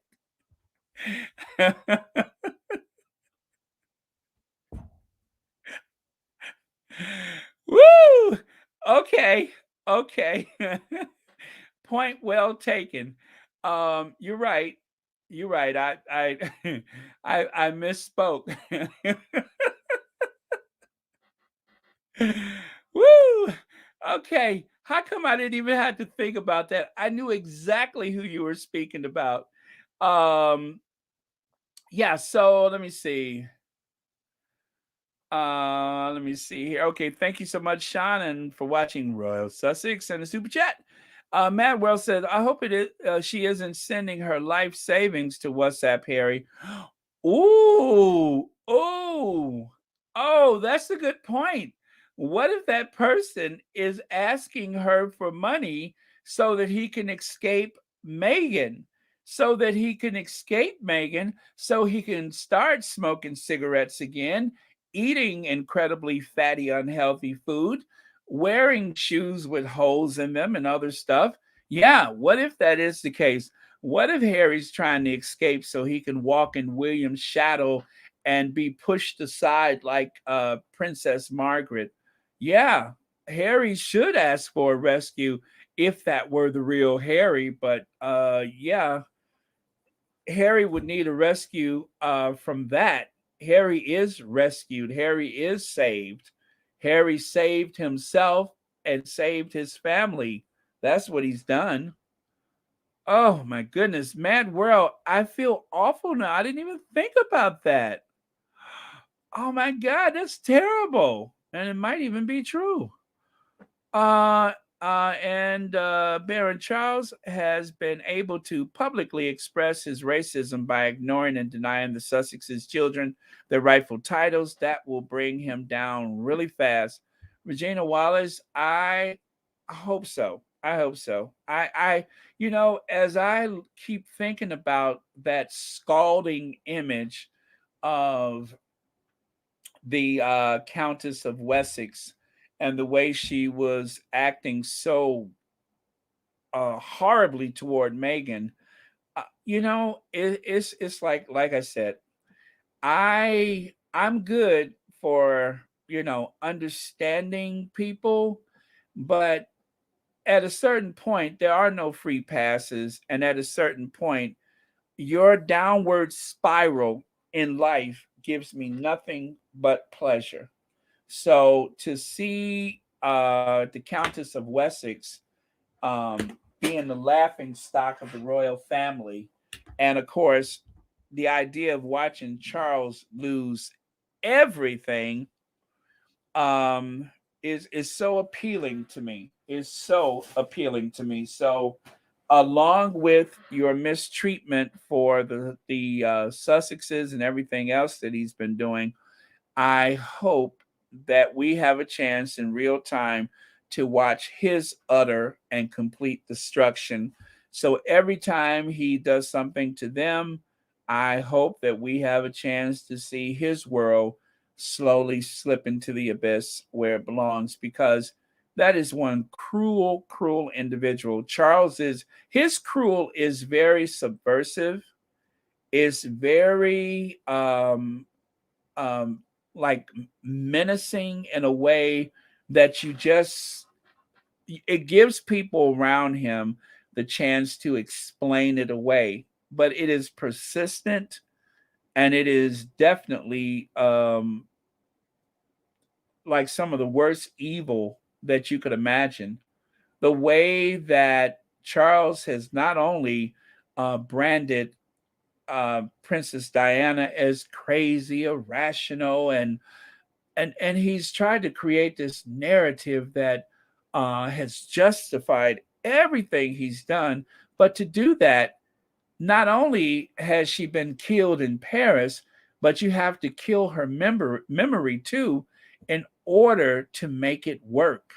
So, however she died in Paris is one thing, but you have to destroy her memory to make it all work. And that's even more sinister than anything else combined, is the fact that you're trying to destroy her not once but twice.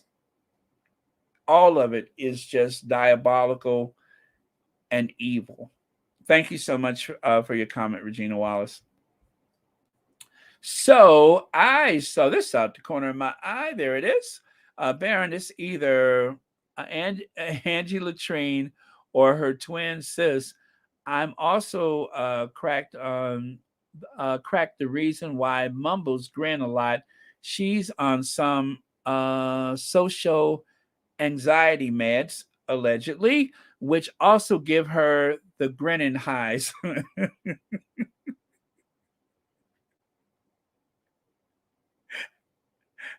The hyena grin. Well, you know what? There may be some merit to that. She may be medicated, and just think about it. In order to deal with that life in that institution, you would need something. And I think some of those medications, if she were allegedly on them, would cause a great deal of loss of appetite. In some people, they wither away. So that is a possibility. So yeah, thank you so much for that, and I appreciate your comment. And thank you so much for the super chat, as well as being a moderator. And also thank you for watching Royal Sussex. Oh, let me see here. What do we have here? I got my ringer off, but I certainly saw it. Oh, thank you so much for the Cash App. I won't say the name. I'll just say RB. Thank you so much for that, and thank you for watching Royal Sussex. And Audrey Teschner, let me see. Good night. I'm really tired of cleaning from over. Oh, you've been.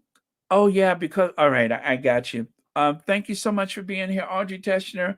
And again, we will keep praying. And as you know, your Sussex Squad family is here for you. So thank you so much for being here. Always a pleasure, and I really appreciate you being here.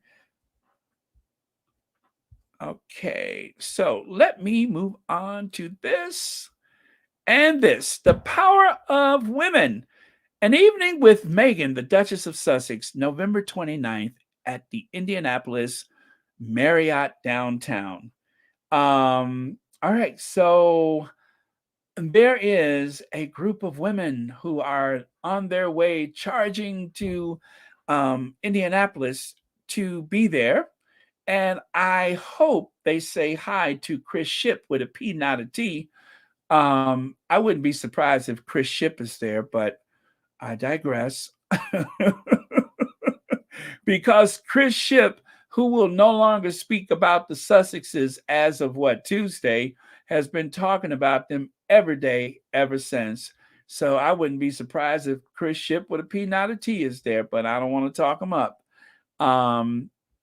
However, who's ever there, let me say this. Go with our prayers, of course, because we want everyone to be safe. And we hope that you guys that are going to see our Duchess will have an opportunity to see her and cheer for her. And those who are lucky enough to actually have a seat at a table, nothing but respect through and through. Squatties, within the next couple of days, a large group of our ladies will be traveling to Indianapolis for the Power of Women event featuring Meghan. So let's wish them a safe trip, travel mercies, and an awesome evening. So yes, that is what's happening today. It is here. This is going to kick off quite a few days of Sussex, and we are here for it. So when necessary, I will come back a second time to do another live in the same day. We'll see how it goes. But yes, in the coming few weeks, I'm expecting a lot from the Sussexes, and we are going to get a lot. And there's a lot of people who are worried about the Sussexes being so visible. But, let that be their problem, not ours. All right, Legs says with a super chat, Ford Fiesta and Edwina slights is intentional. He wants to prevent the blowback when he tries to take Prince Archie and Princess Lilibeth's designations. Ooh. Oh, you know what? I didn't think about that, Legs.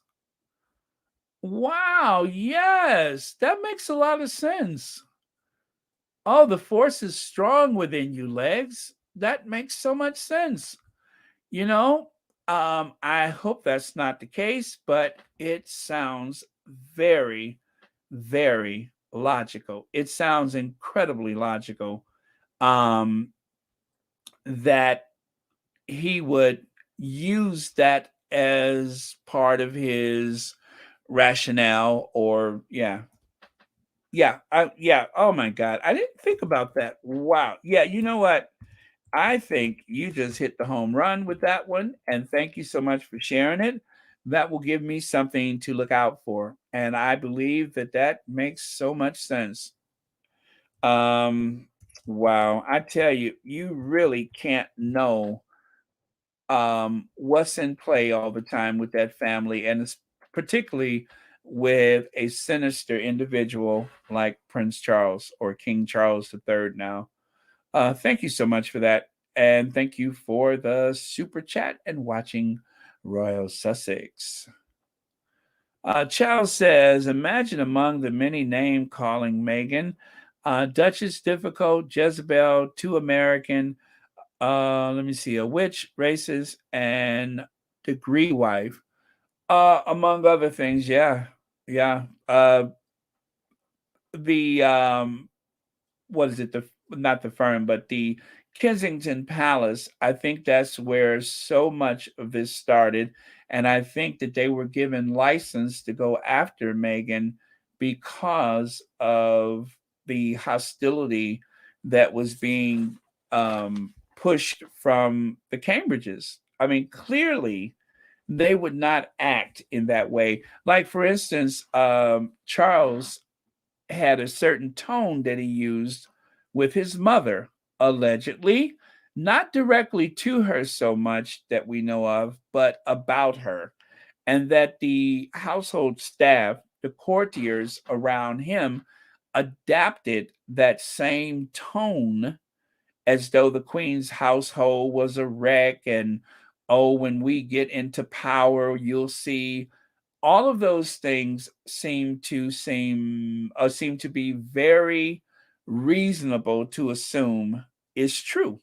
It seems very logical that that was probably the narrative that was happening real time while the queen was aging and eventually declining in health, and also while the rest of the royal family was losing power. I mean, essentially, as the queen aged, then of course Charles only grew in prestige, and people began to look toward him for guidance and leadership.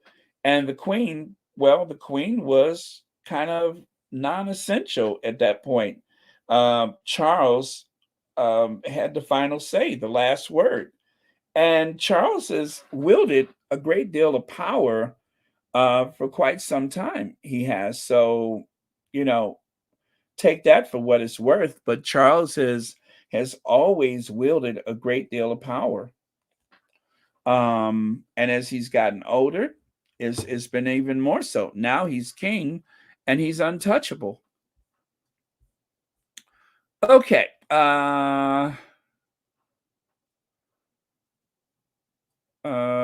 Nope. Let me see here.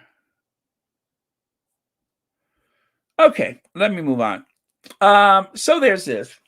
Howard Stern calls out Oprah for showing off her wealth, as I'm sorry, is, well, effing wild, because there are people struggling out there. That is what Howard Stern said. Or should I say, this is what a person says when they have run out of stuff to say. Howard Stern, who proudly sports his afro. Yes. Anyway, Howard Stern, well, that's his hair. Howard Stern, who proudly wears his afro, he is calling out Oprah Winfrey, who throughout her career, this is the thing. I grew right along with Oprah as I became independent, as I moved into the from, I would say, struggling to a working class person with a home, with a car, with a life, a person who traveled, a person who bought things for themselves and for others. Um, Oprah's favorite things, Oprah's lifestyle, Oprah's gratitude moment, Oprah's angel network, Oprah lights a candle. Oprah does a whole lot of these things, and a lot of us did the same things that Oprah was doing. Oprah encouraged people to live a better life, to stand in their truth, to be happy, to take care of themselves and each other. And while doing so, during that time I mentioned earlier, when Oprah's show, good God, have I been on for 2 hours? What have I been talking about for 2 hours? Oh my God. What? How come y'all didn't tell me I've been on so long? It doesn't even seem like it. I can't believe I've been on for 2 hours. I'm looking at, oh, never mind. Anyway.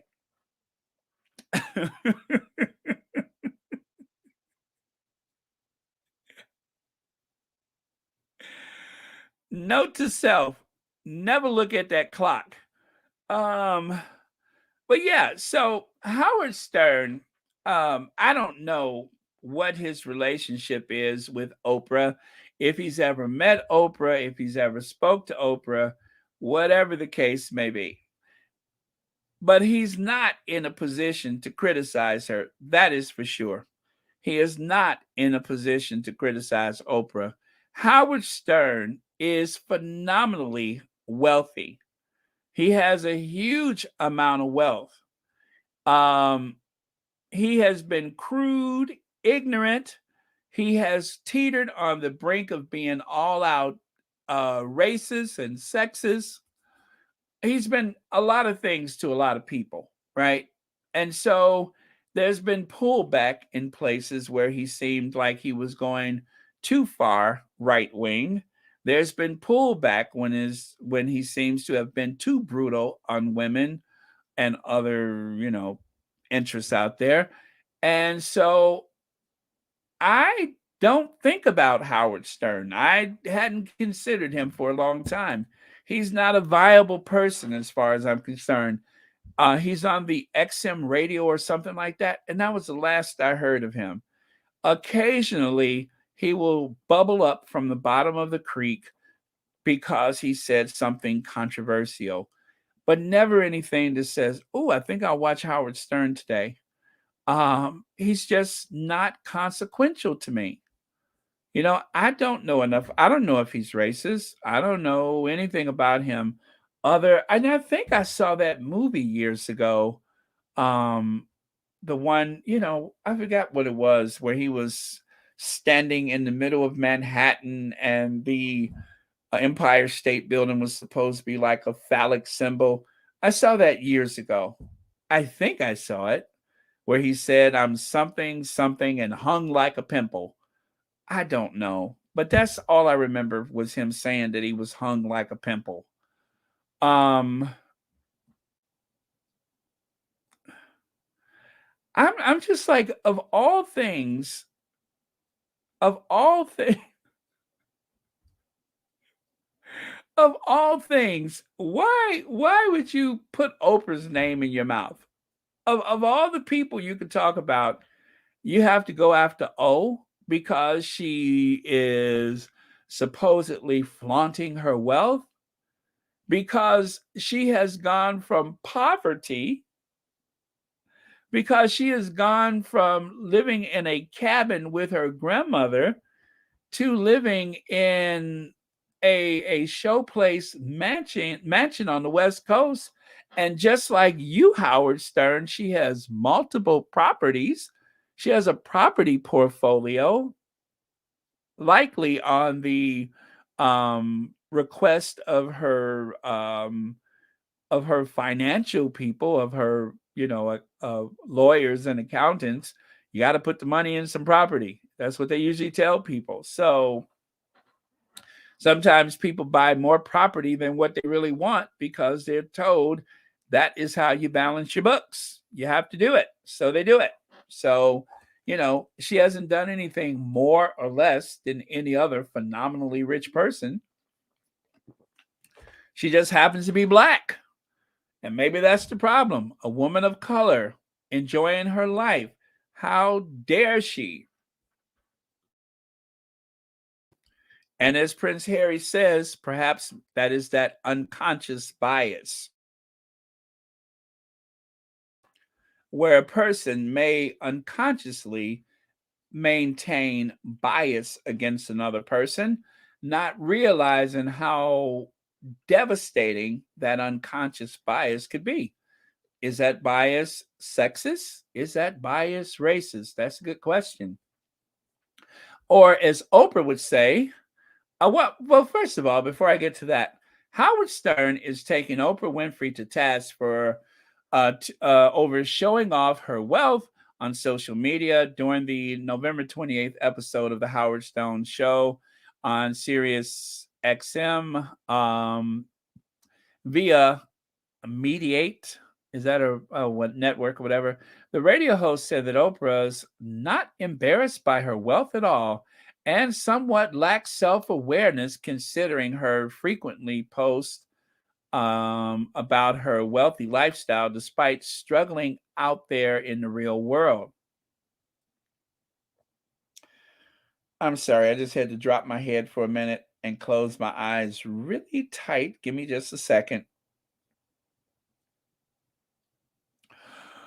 Oh, okay. It's effing mind blowing when you follow her on Instagram, Stern said.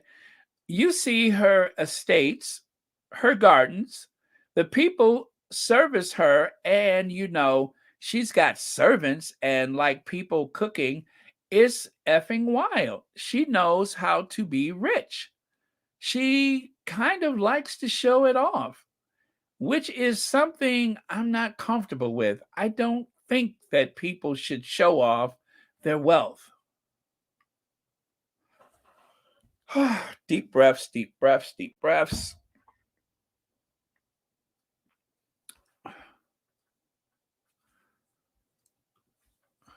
Stern's radio host Robin Quivers pushed back against Stern, claiming Oprah is merely offering a window into her life and not showing off. Well, you got to be a little self-aware and not know that there are people struggling out there, Robin. You got to, Howard Stern says. You got to kind of think of people who don't have to eat, who don't have to eat. You have to think of people who don't have to eat. You know what I'm saying? I mean, come on, you got to be a little self-aware of this crap. Stern continued, I make a good living and I'm having trouble watching Oprah. Maybe that's what it is. I make a good living and I'm having trouble watching Oprah. Stern continues, I make a good living and I'm having trouble watching Oprah. So it's about you, Howard Stern, and not about what other people think, Howard Stern. Look what's going on over there. Her estate is unbelievable. When she goes shopping in her backyard because everything is growing back there. There's a farm back there.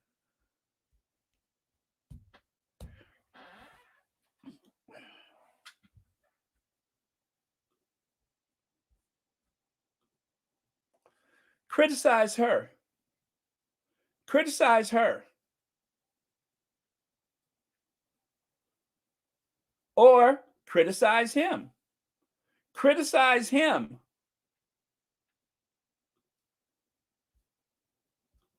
Criticize those people who didn't even earn.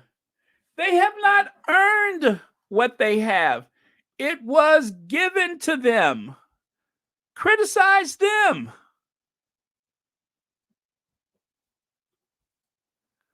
But leave Oprah alone.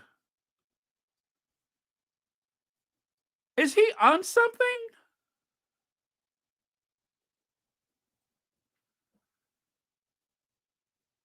Somebody who somebody who is incredibly wealthy himself targeting a Black woman who literally has come from the very depths of poverty to owning her own production studio. At the time, Oprah Winfrey was only the third woman of any color, the third woman after Mary Pickford, after Lucille Ball, to own a production studio. Only the third time in history has that happened since Mary Pickford so many years ago. She wasn't a white man coming up in America, the most powerful figure in the U.S., the white man. She wasn't that person. She wasn't a white man on some board of directors somewhere. She didn't grow up in some wealthy family somewhere. She literally created her own wealth every time she felt insecure and ate. Every time she felt insecure and cried. Every time she felt insecure because she wasn't blonde on television, but she went in anyway against the odds and built an empire for herself. And you would dare accuse her of flaunting her wealth. We all watched the show years ago called The Lifestyle of the Rich and Famous. But Oprah so shrewdly years ago realized, at a time when so many magazines was folding. Let me tell you how intelligent Oprah is. I want to just tell you guys. I don't know, I don't need to, but I'm going to tell you. At a time when other magazines were folding, Oprah Winfrey decided to take back her power. Since I am routinely featured on the tabloid magazine covers, since I am routinely featured on the gossip shows, why don't I get a magazine myself and put myself on the cover? Why don't I sell out my own cover? Instead of selling out a cover for People or for Time or whoever, what if I sell out a cover of a magazine, but I own it and I can tell my own story? I can tell my truth. That's brilliant. That's what we should celebrate, is that instead of having somebody else tell her story, she was able to tell her own story. And as a consequence of that, when other magazines were folding, the O magazine was going strong. It was selling like hotcakes. Is that a crime for being successful? For being Black while being successful? Oh my God, I knew that this was going to take me there. And so I dreaded the idea of having to talk about it, but here I am. But it's stuff like this that just makes me sick. Do you hear me? Sick! It just makes me sick. Lex says he is just trying to be relevant. Old trope of denigrating a self-made Black woman. He needs to listen to independent women like Destiny's Child's Hater. Exactly. Independent women. All the women independent. Throw your hands up at me. All the ladies. Throw your hands up at me. You know what? I have to listen to that now.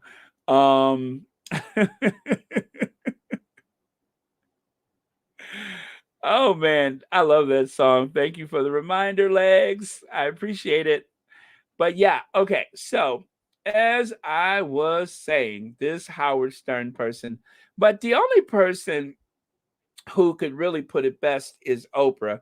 Oprah would probably say to Howard Stern, "Were you being racist or were you being misogynist?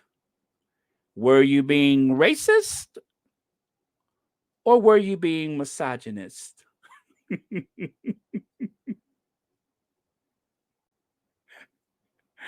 There are some questions that only Oprah could ask. Were you being ignorant or were you being stupid? Were you trying to be relevant or were you trying to clout chase? Were you making a point or are you just stupid?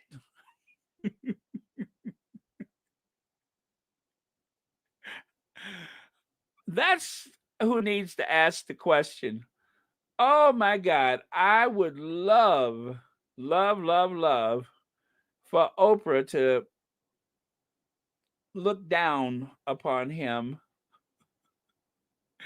as only she could, using her very force of nature, personality. It's the same as with David Letterman. David Letterman said some pretty nasty, negative things about Oprah, and it bothered him so much and ate and eroded away at his conscience until he had to invite her on the show, and he handled things very well. She handled herself well.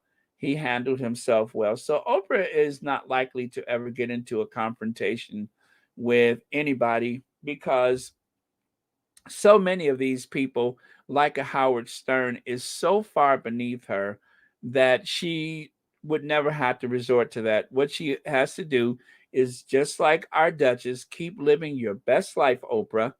But this reminds me of something. This reminds me of something, and I'm just going to have to share it with you. So, first of all, this is Howard Stern's, I think, is Martha's Vineyard or Connecticut estate, wherever it is. This is his property in New England. That's his property in New England. Look at that aerial view. You see that right there? That is called the Atlantic Ocean. This is his Palm Beach mansion. Yes, Howard Stern lives in the playground of the rich and famous. This is another one of his properties. And this is the beautiful condominium that he has in New York. And that gleaming new tower in the sky, that is another one of his properties. Poor Howard Stern. He's watching Oprah flaunt her wealth, and he finds it difficult to watch that while people are struggling. Again, I'm going to say it. Talk about her and talk about him, and then work your way to Oprah. But there are probably, I don't know how many billionaires in between and quite a few millionaires before you get to criticize Oprah. So many before you get to Oprah. Oh, and by the way, he also needs to give up his wealth. He needs to sell some of his properties and wear a cloak and take a vow of poverty before he gets to criticize Oprah. Maybe he should do that. Maybe he should get rid of his homes in these playgrounds for the wealthy and give up his condominium, and then he gets to talk about Oprah. That's when that should happen. Now, as I said, this kind of triggered some thoughts for me. Do you guys remember Barack Obama was planning his 60th birthday celebration? You guys remember that? And the Daily Mail was so obsessed with Barack Obama's house, his lifestyle, his friends, his celebrity pals. Will the Sussexes go or will they not go? Oh, the Sussexes are not friends with the Obamas anymore. Oh, why wouldn't Oprah? I mean, no, why wouldn't Meghan and President Obama spend their birthdays together? Like all black people know each other. Of course we do. Um, oh, it went on for the longest time. And then if that wasn't enough, how about this? Close friends and family? Obama's 60th birthday bash looks anything but intimate. A massive tents are erected on his $12 million Martha Vineyards estate and celeb pals descend on island, right? Oh, that went on for the longest time. Barack Obama this, Barack Obama that. Big party this, big party that. Not a mask in sight at a time when the numbers during the pandemic are increasing, right? They went on about this for the longest time.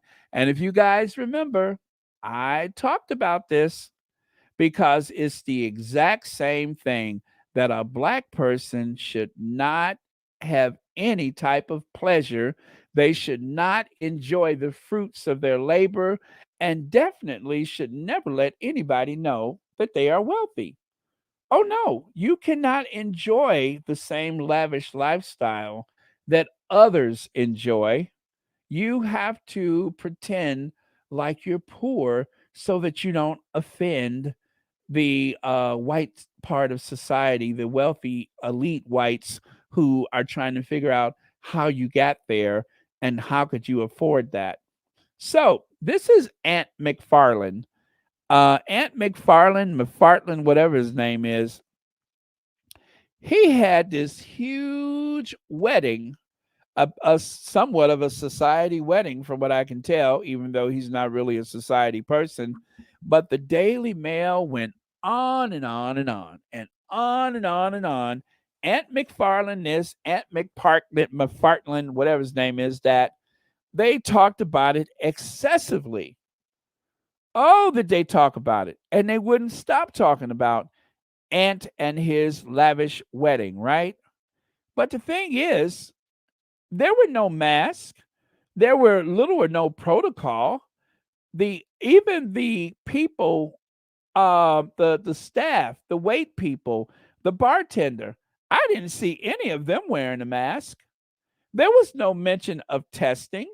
Nobody said anything about a surge during the pandemic, and this happened the same time, simultaneously as Barack Obama's birthday. I remember that. I spoke about it several times on Royal Sussex. Several times that they bashed the black man president, a president no less, of the United States, while they celebrated this big nobody on UK television and celebrated his wedding and made not one single mention of the impact of having this large gathering during the time of the pandemic. And mind you, that was 2021. And as I said, I made this myself. If the Obamas were fill in the blank, what would American people say about them if they were anything like the Trumps? Well, if you just compare the resumes, and yet the one in blue was considered classy just for showing up. The one with the red tie is considered smart just for being devious, evil, and an agent of the devil. He's considered a genius that everybody should respect. But the two people that should be dismissed and held as suspicious are the ones who went to the Ivy League schools, one of which has a double Ivy League degree. Those are the ones we got to keep an eye on. Don't pay attention to the flim flamming businessman. Don't pay attention to, okay, I'm going to be nice, to the one in blue, but hold with great suspicion, hold in low regard and low esteem the two people who happen to be brown skin and who happen to have melanin and kinky hair, those are the ones you better look out for. Never mind how much education they have. Never mind that they are high achievers, not flim flammers and sideshow hustlers. Never mind that. Never mind that they didn't meet at some cocktail party, to put it politely. No, no, no, no. Don't pay attention to that. Pay attention to the ones, especially the one who lied about graduating from architectural school. Um, Pay attention to that one and pay attention to her husband, the con man. Those are the ones that we hold in high esteem because, well, they're not black, right? So they deserve all the respect they get for just showing up and being seedy, sneaky, mean spirited, backstabbing people. They deserve respect. This bothers people, seeing a person of color projecting wealth, projecting power, and projecting influence. That's the problem. That's the problem. This is why Oprah's the problem, because Oprah has been living like this for about what, 30 years now? This is how Oprah has been living for about the past, oh, maybe 30, going on 40 years. This is how Oprah has been living. And this bothers people. When Oprah went to Australia, more people came out to greet her than Queen Elizabeth II's last visit. But that's the problem. That's the problem. The idea that these black girls are flying on the Marine One helicopter, that their father is the most powerful man in the world, that's a problem. That's the problem. Oprah, Michelle, Barack, high achievers, wealthy, successful, unfazed. That's the problem. They do not deserve any recognition for their achievements. They should not flaunt their wealth. They shouldn't enjoy their money. They shouldn't tell their story. Every time Oprah, every time Oprah had a big success, that was my success. The Obamas have a big success. That was my success because representation matters. It allowed me to know what was possible. It allowed me to know how far I could go, that I could actually stand on that hopefully level playing field or not level playing field, and that I could reach whatever heights is available. And if you take any of that away, if you take any of that away, then you're telling children of color, don't even bother. Because if you do, then Howard Stern is going to tell you that you're showing out and that you shouldn't enjoy yourself. And you know what? I'm going to tell you something. I didn't even know Oprah had anything like that. But now that I do, guess what I'm going to do? I'm going to have to go look for the lifestyles of the rich and Oprah because I want to see it. I want to celebrate a grocery store in the backyard. I want to celebrate a fleet of luxury automobiles, a private jet. I want to celebrate too. I want to see it. I want to celebrate. And whatever she say that I should buy for Christmas, I'm going to buy as much of it as possible. I want in on the celebration. I want to see the Sussexes become billionaires. Yes. Oh, by the way, take a look at this. Take a look at this. The very high achieving president of the United States, Barack Obama, has a perfectly fitted tuxedo. The one who is supposed to be smart, the flim flammer, the hustler, take a look at what he's wearing. One of the people mentioned that in the comments a little while ago. I said, I have that photo, and I do.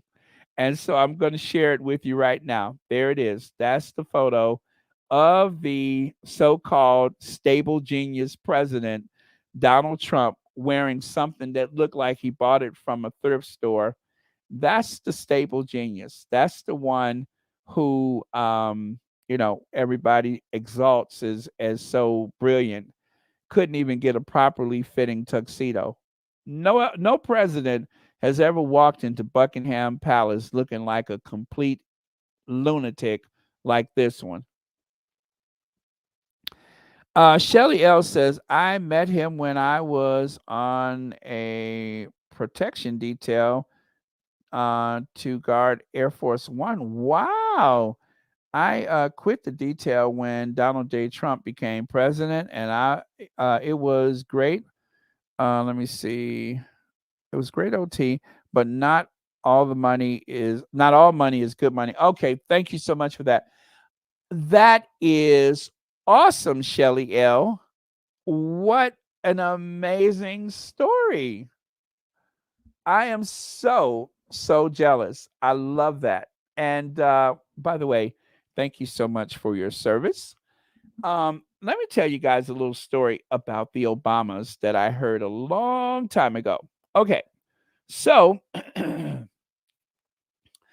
I was with a group of people and we went past the Obama house, right? And as I was talking about, Obama's house, this is where he lives, yada, yada, yada, yada. This woman said that her son was a Secret Service agent. Now, just to describe, the woman was obviously white, her husband white. And again, I was a part of a group and we were talking about the Obama's house and all that kind of stuff. And she said that at the time when the Obamas were President-elect Obama and designated First Lady Michelle Obama, that they were inviting the Secret Service agents into their Chicago home one at a time for Thanksgiving dinner. This is a true story. One at a time, they were invited inside for Thanksgiving dinner. Of course, the Secret Service agents at this point, this had become this surreal thing that they were actually eating, at the Obama's table, and that they were, even in that situation, being part of the Secret Service detail. So the lady said her son, who grew up, with the manners that was instilled in him, she said he offered to, clean up. And they said, nope, you are a guest in our home. Hope you enjoyed the meal, and we were glad to have you. And that was the end of it. And so that story, he couldn't wait to tell his parents. He said they were very kind, incredibly respectful, and that he will never forget that moment where he ate from the president-elect's dining room table. So just wanted to share that. Thank you so much again, Shelly L., and for your super chat and watching Royal Sussex. And thank you for not being around that person. Oh, man. But yeah, so all right. So moving on. Oh, Joan Garcia, thank you for the super chat, Baron. So Howard Stern is yet another wealthy Caucasian man with a mic saying a rich black woman should be in the background. What a surprise. Yeah. And you know what? You know who else used to do that was Rush Limbaugh. Oh my God, it bothered him so much when Carol Moseley Braun was United States Senator, the first black senator since Reconstruction, and that was more than he could bear. He could not stop talking about her. Every time he mentioned her name, he would play the Jeffersons theme. Every time. Not sometimes, but every time. So, yeah, I'm very familiar with that. And that was like the biggest thing I had ever seen like that was when at that time was when he started that. But anyway, thank you so much, Joan Garcia. And thank you for the super chat and for your membership. Okay, so you guys, I swear I got to finish this by 3 hours. Huge news. Tyler Perry has closed a deal with Amazon Studios to write, direct, and produce 4 films for Prime Video. Yes, Tyler Perry, who has spoken so kindly and spoken so well about our Duchess, has this big deal coming up. Now, you guys, Tyler Perry, a long time ago, I said to myself, this guy is doing a lot. If he's not a billionaire, he will be very soon. And of course, it's not really so much about the money as his ability. And because I have said representation matters, Tyler Perry is showing that you don't have to come from a certain background in order to become a very relevant force of change and a force for good in the entertainment industry. And even though entertainment has changed vastly since, the 1990s and the early 2000s with the whole phenomena of Madeira, um yeah, it's where he is right now. I could have never ever have dreamed, not to mention that there are streaming networks, but the fact that he would be given opportunities that he has worked so hard for, by the way, that he would be given these opportunities to produce material for mainstream America's consumption. I did not see that coming. I mean, I knew the talent was there.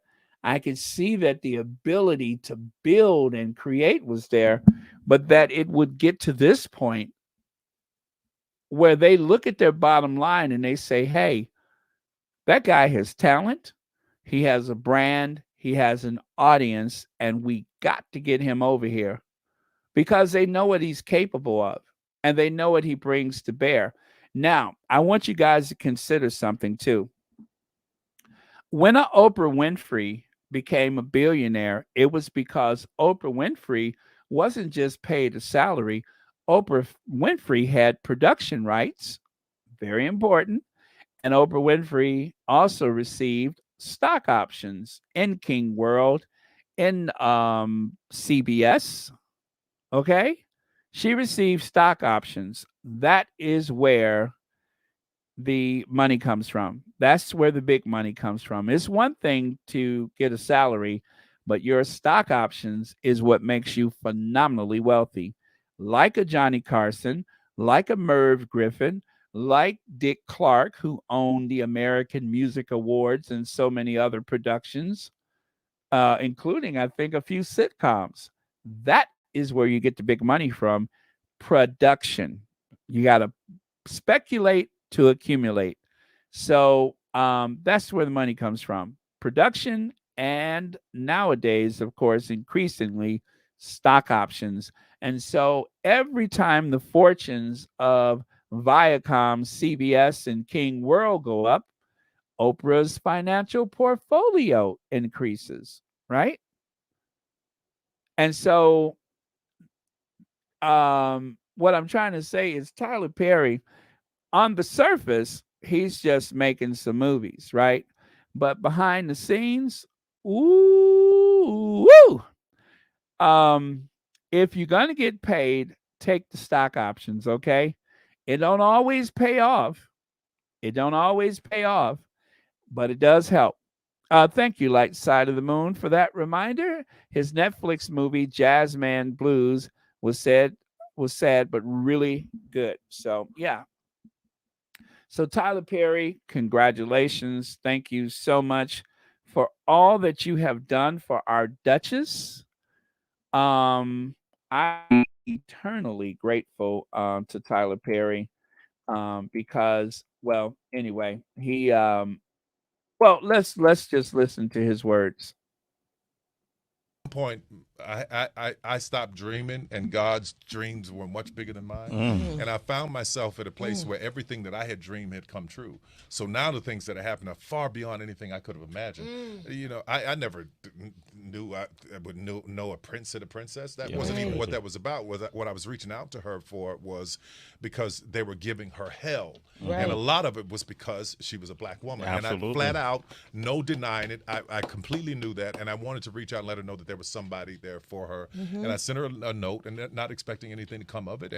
And she said, thank you so much. And that was it. And a couple of years later, we started talking, and she was able to talk. And the only reason I'm sharing this is because she shared it first. Okay. Yeah. And we were able to talk, and she was telling me some of the things that were going on. And I'm just so proud of where they are now, because I'm going to tell you something. Those two people love each other. I don't care what anybody says, I'm seeing it up close, and you can't fool me. Yeah. I got the Holy Ghost. Okay. You can't fool me. I know what's real. They really genuinely love each other. So I'm just so happy to see where they are now. Reached out to her and said, come, you can live in my home. Stay in my house. Yeah, it was a very difficult time for them. And what I know about the two of them, and I wish the world knew how much they love these two people love each other. They found each other out of all these odds against them finding each other, they found each other. And the love that they have is really, really moving. And I just wanted to do anything I could to support them. Isn't that funny? Sometimes when you meet someone, Yeah. Sometimes you can see like what love is, and you can tell right away. Yeah, yeah. And if I don't have that, what she and Harry have, I don't want it. That's really amazing. Wow. Wow, that is incredible. Yeah. Wow, that's saying a lot. Yeah. It's true. It's true. Yeah.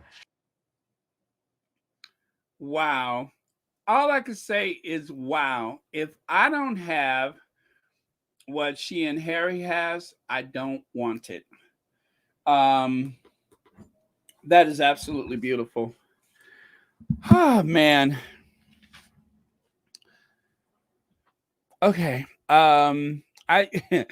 I just have to process that, because there's a lot to be said for doing the right thing, right? And Tyler Perry saw that there was a need, and he acted. He didn't make any assumptions. He just acted. He went with his spirit, and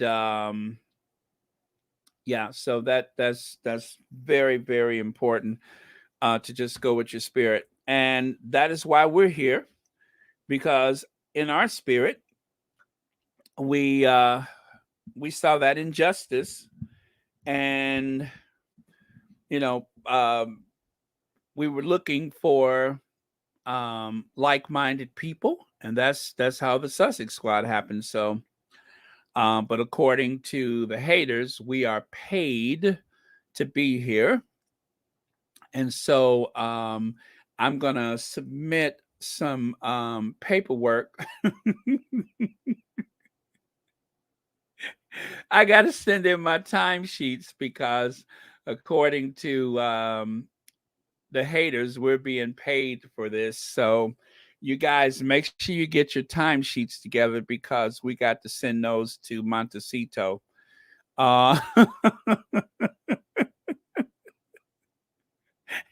We gotta send our timesheets to Montecito.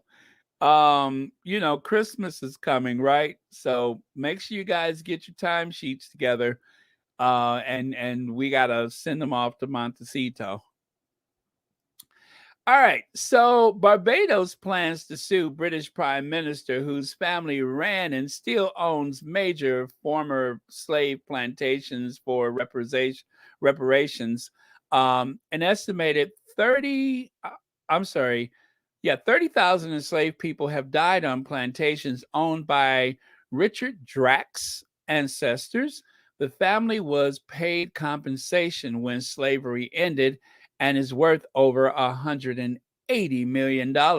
So I had never heard of this guy, but I'm pretty sure that name is probably familiar in the Caribbean. So, but yeah, so they want reparations. Barbados is planning to sue for reparations. So and And so it starts. And so it starts. That's all I can say.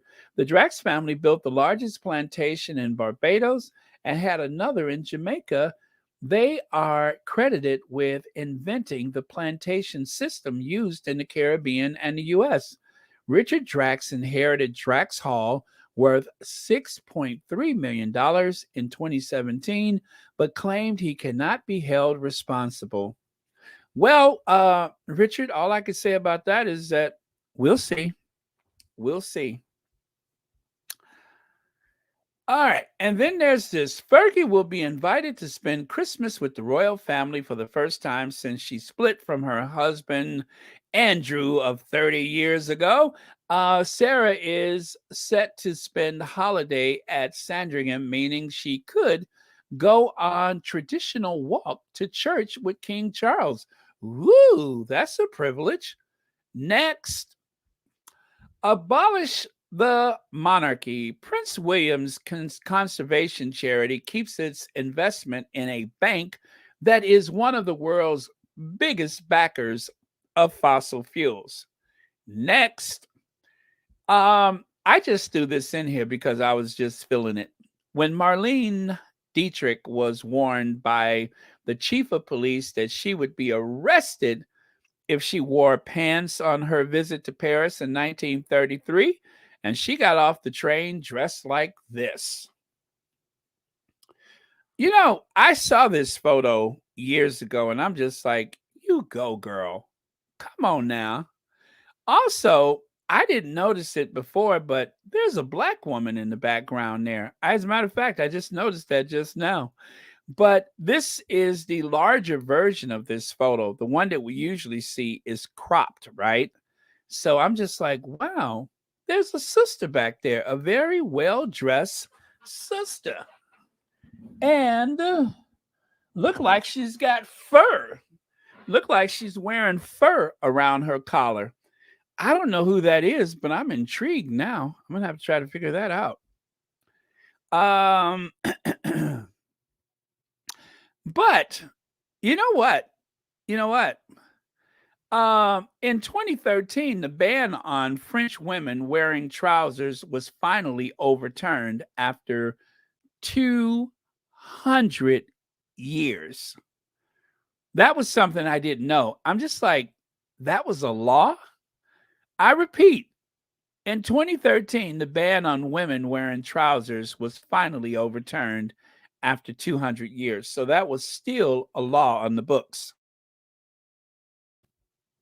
They said the reason for the law that they wanted to keep women out of the workforce, that they thought women should not be working, and to make sure that those jobs went to men. So to keep women out of the workforce, they had to try to keep them on a plantation. And the only way to do that was to make sure that it was illegal for them to wear trousers and to do work that was traditionally a man's job. So that was the reason for the law. By the way, Mama looks good, don't she? I mean, she could wear a suit. Also, Wailing Flowers and Sarah Palin lost the election, so she's not going to Congress. She's not a governor, but she's a huge fan of enhancement. So Wailing Flowers and Sarah Palin, I say that like it's her name, Wailing Flowers and Sarah Palin. She is not going to Congress. Her bid to try to crawl her way back up to the top has failed, and she is going to disappear into obscurity. However, looking at her now, I realize that Tina Fey can no longer play Sarah Palin anymore. It's up to Mickey Rourke. That's true. They said now Mickey Rourke will be asked to play Sarah Palin on Saturday Night Live. So on the odd chance that they do ask for a Sarah Palin skit now,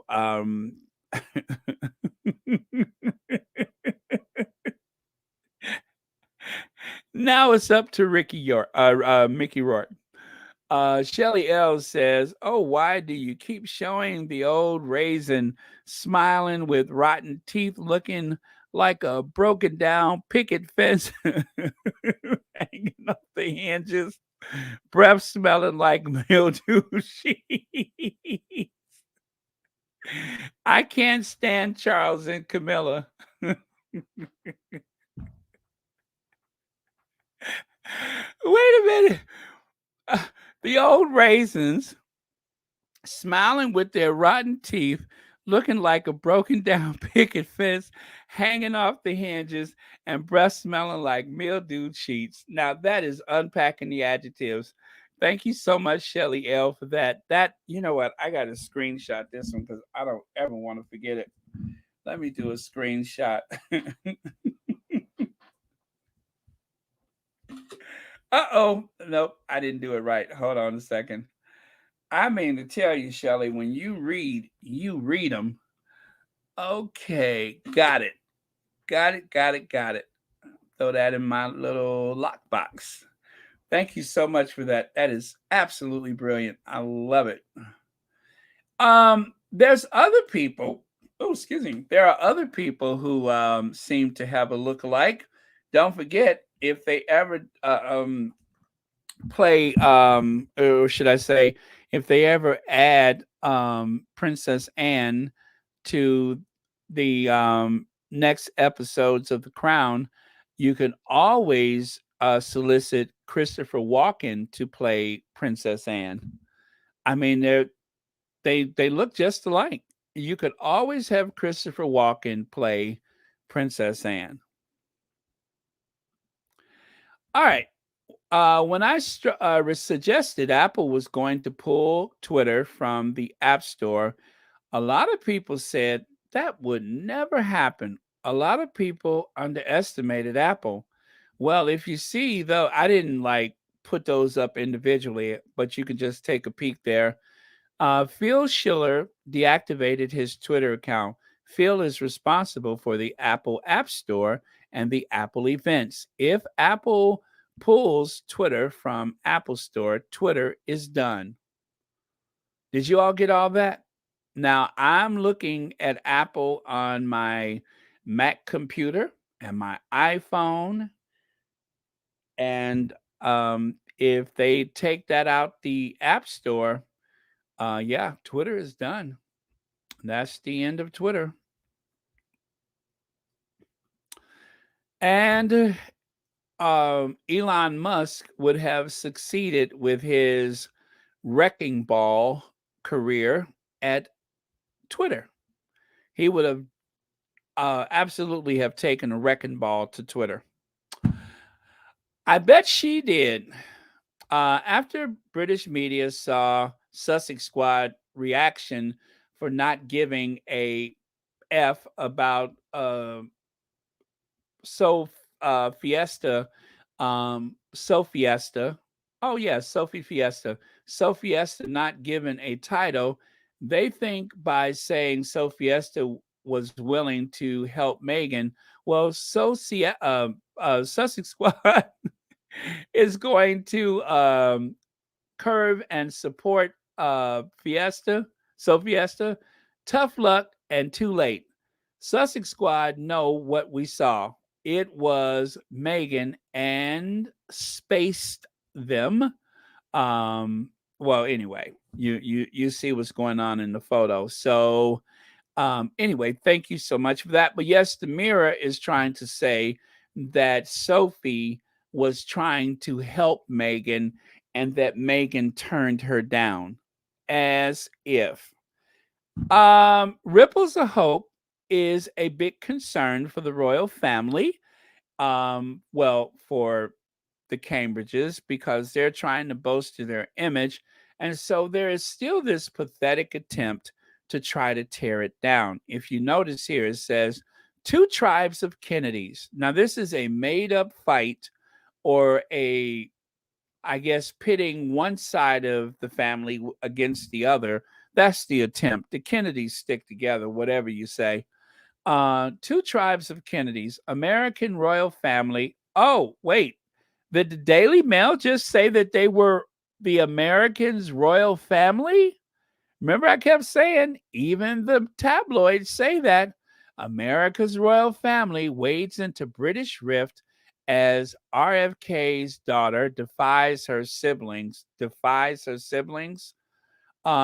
honor Harry and Meghan for fighting for racism in the monarchy. In same week, JFK's grandson teams up with Will and Kate. So if you haven't heard this, John F. Kennedy's grandson is like one of the co-chairs or something to the Earth Flop, right? He does not have authority within the family like Carrie Kennedy. Carrie Kennedy carries a great deal of authority. She's not the grandchild of, John F. Kennedy.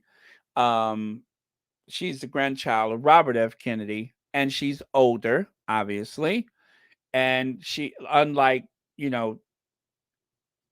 actually, it's not John F. Kennedy Jr., but John F. Kennedy III, I think, whatever he is, he's the grandchild of John F. Kennedy. Well, anyway, unlike him, she was there, okay? She remembers her uncle, all right? She remembers her father. She's lived a lot of the history of the family.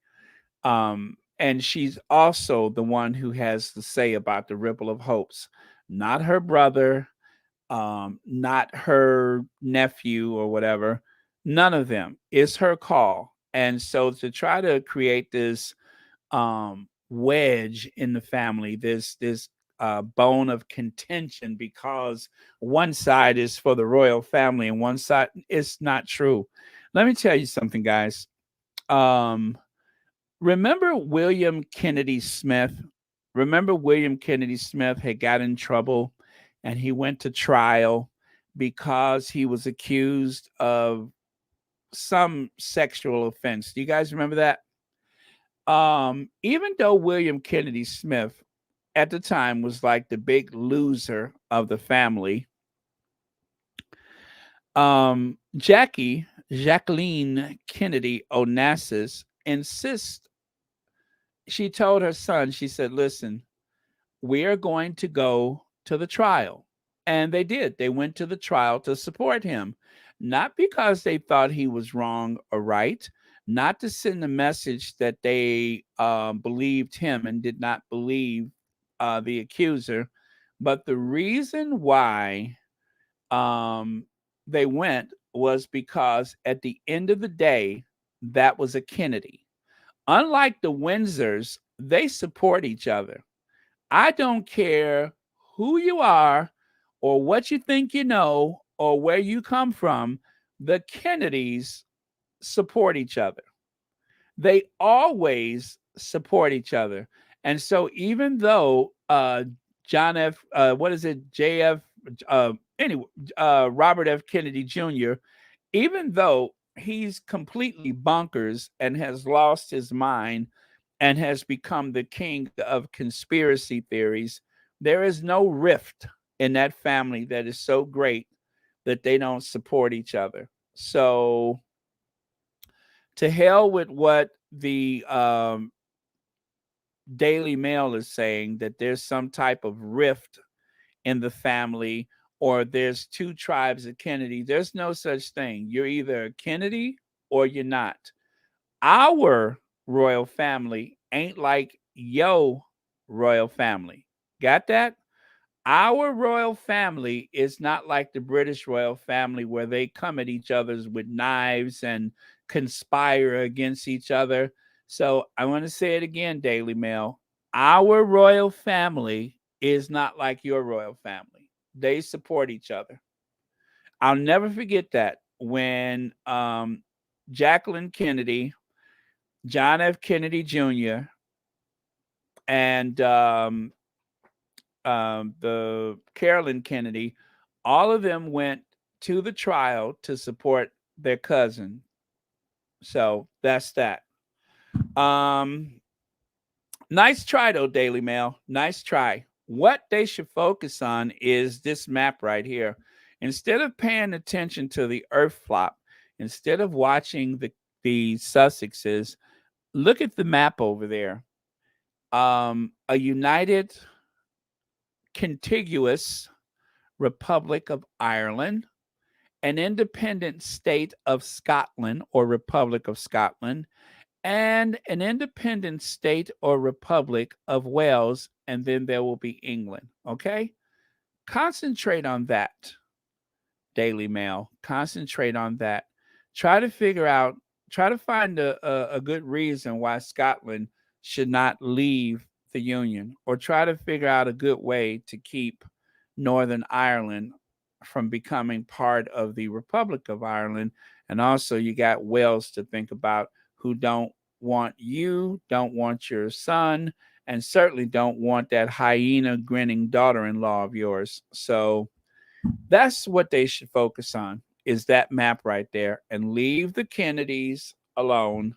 Leave the Sussexes alone.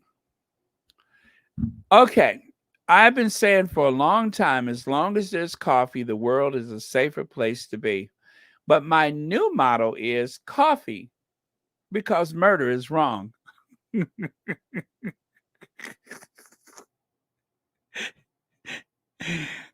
Again, coffee, because murder is wrong. And that's it, you guys. I am so done. I am done with today's Royal Sussex. Thank you all so much for being here for 3 hours and 7 minutes. I had no idea that was happening. God bless you all. And God bless the Sussexes and all of the squaddies that are on their way to see the Sussexes. And Audrey Teschner, we are sending our prayers for everything that's going on there. And we are going to keep you in our prayers. So, oh, yes. And thank you, Mod Squad. Thank you for the generous contributions to Royal Sussex. And thank you all for hanging in there with us for the 3 hours and 8 minutes. I cannot believe when I looked up and I saw that I was on there for 2 hours and 7 minutes, I nearly freaked out. I'm just like, what? That is what? Oh, man. But yeah, it's true. It had been 2 hours and 7 minutes. Okay, so we are going to do our Ginger Venge and get out of here. I'm certainly not coming back after the Ginger Avenger. But once again, I have to beg the question. Let me see. And I think only Oprah could say it properly. Were you racist or were you misogynist? Were you ignorant or were you stupid? Was it unconscious bias or white man's privilege? It was something, but something led to what happened there. Was it trying to be provocative? Was it I don't know what to say it was. Shelly L has a super chat. Thank you, Baron. We enjoyed every minute. You still got over 800 people still here. Yes, that's true. And you guys, please don't forget to hit the like button. And thank you guys so much for being here as usual. Like, share, etc. And of course, again, subscribe. And thank you, Shelly L, for the very thoughtful super chats. I have enjoyed every single one of those. And I had to save the picket fence. Mary Hiker, you didn't come in late today, did you? Anyway, I'm glad you're here. Thank you so much for being here. And, well, let me see. The last word of the day. Oh, really? Very cool. Thank you, Kathy A. Okay. Well, anyway, in the meantime, while I wait for my last word of the day, something to close it out with, something to unite the squad. Well, you know what? I guess I could go back to, where is it? Is it this one? Maybe this can be our last word of the day. Yeah, we'll let that stand as the last word of the day, because we have to pray for the safety of not only the Sussexes, but also for the ladies that are traveling to Indianapolis for this event. Yeah, because as you know, guys, there are some very evil people out there, and people have some bad intentions and stuff. So that is what we're praying about, is to make sure that this is a safe and production occasion, and that we get some great photos and input and uploads. So I am going to monitor social media all night, and if it's something that I just can't contain, who knows? I might be back in a few hours. Oh man. Oh yeah, that was beautiful. That was beautiful. That actually, that would be a great way to close it out today. Yeah. Well, we'll do both. We'll have that one, and we will throw that one in there. Thank you so much, Black Queen. All right. And then speaking of queens, thank you to our queens of everything and our Queen of Hearts for making the Sussexes the power couple that they are today, the most influential royals in the world, the most influential couple in the world, the couple who have perplexed one of the oldest institutions, the royal family. They cannot keep their names out of their mouths because of their influence, because of their power. So we asked the question again, what didn't you do to bury me? But you forgot that I was a seed. So thank you so much, you guys. And now it is time to cue Ginge Avenge.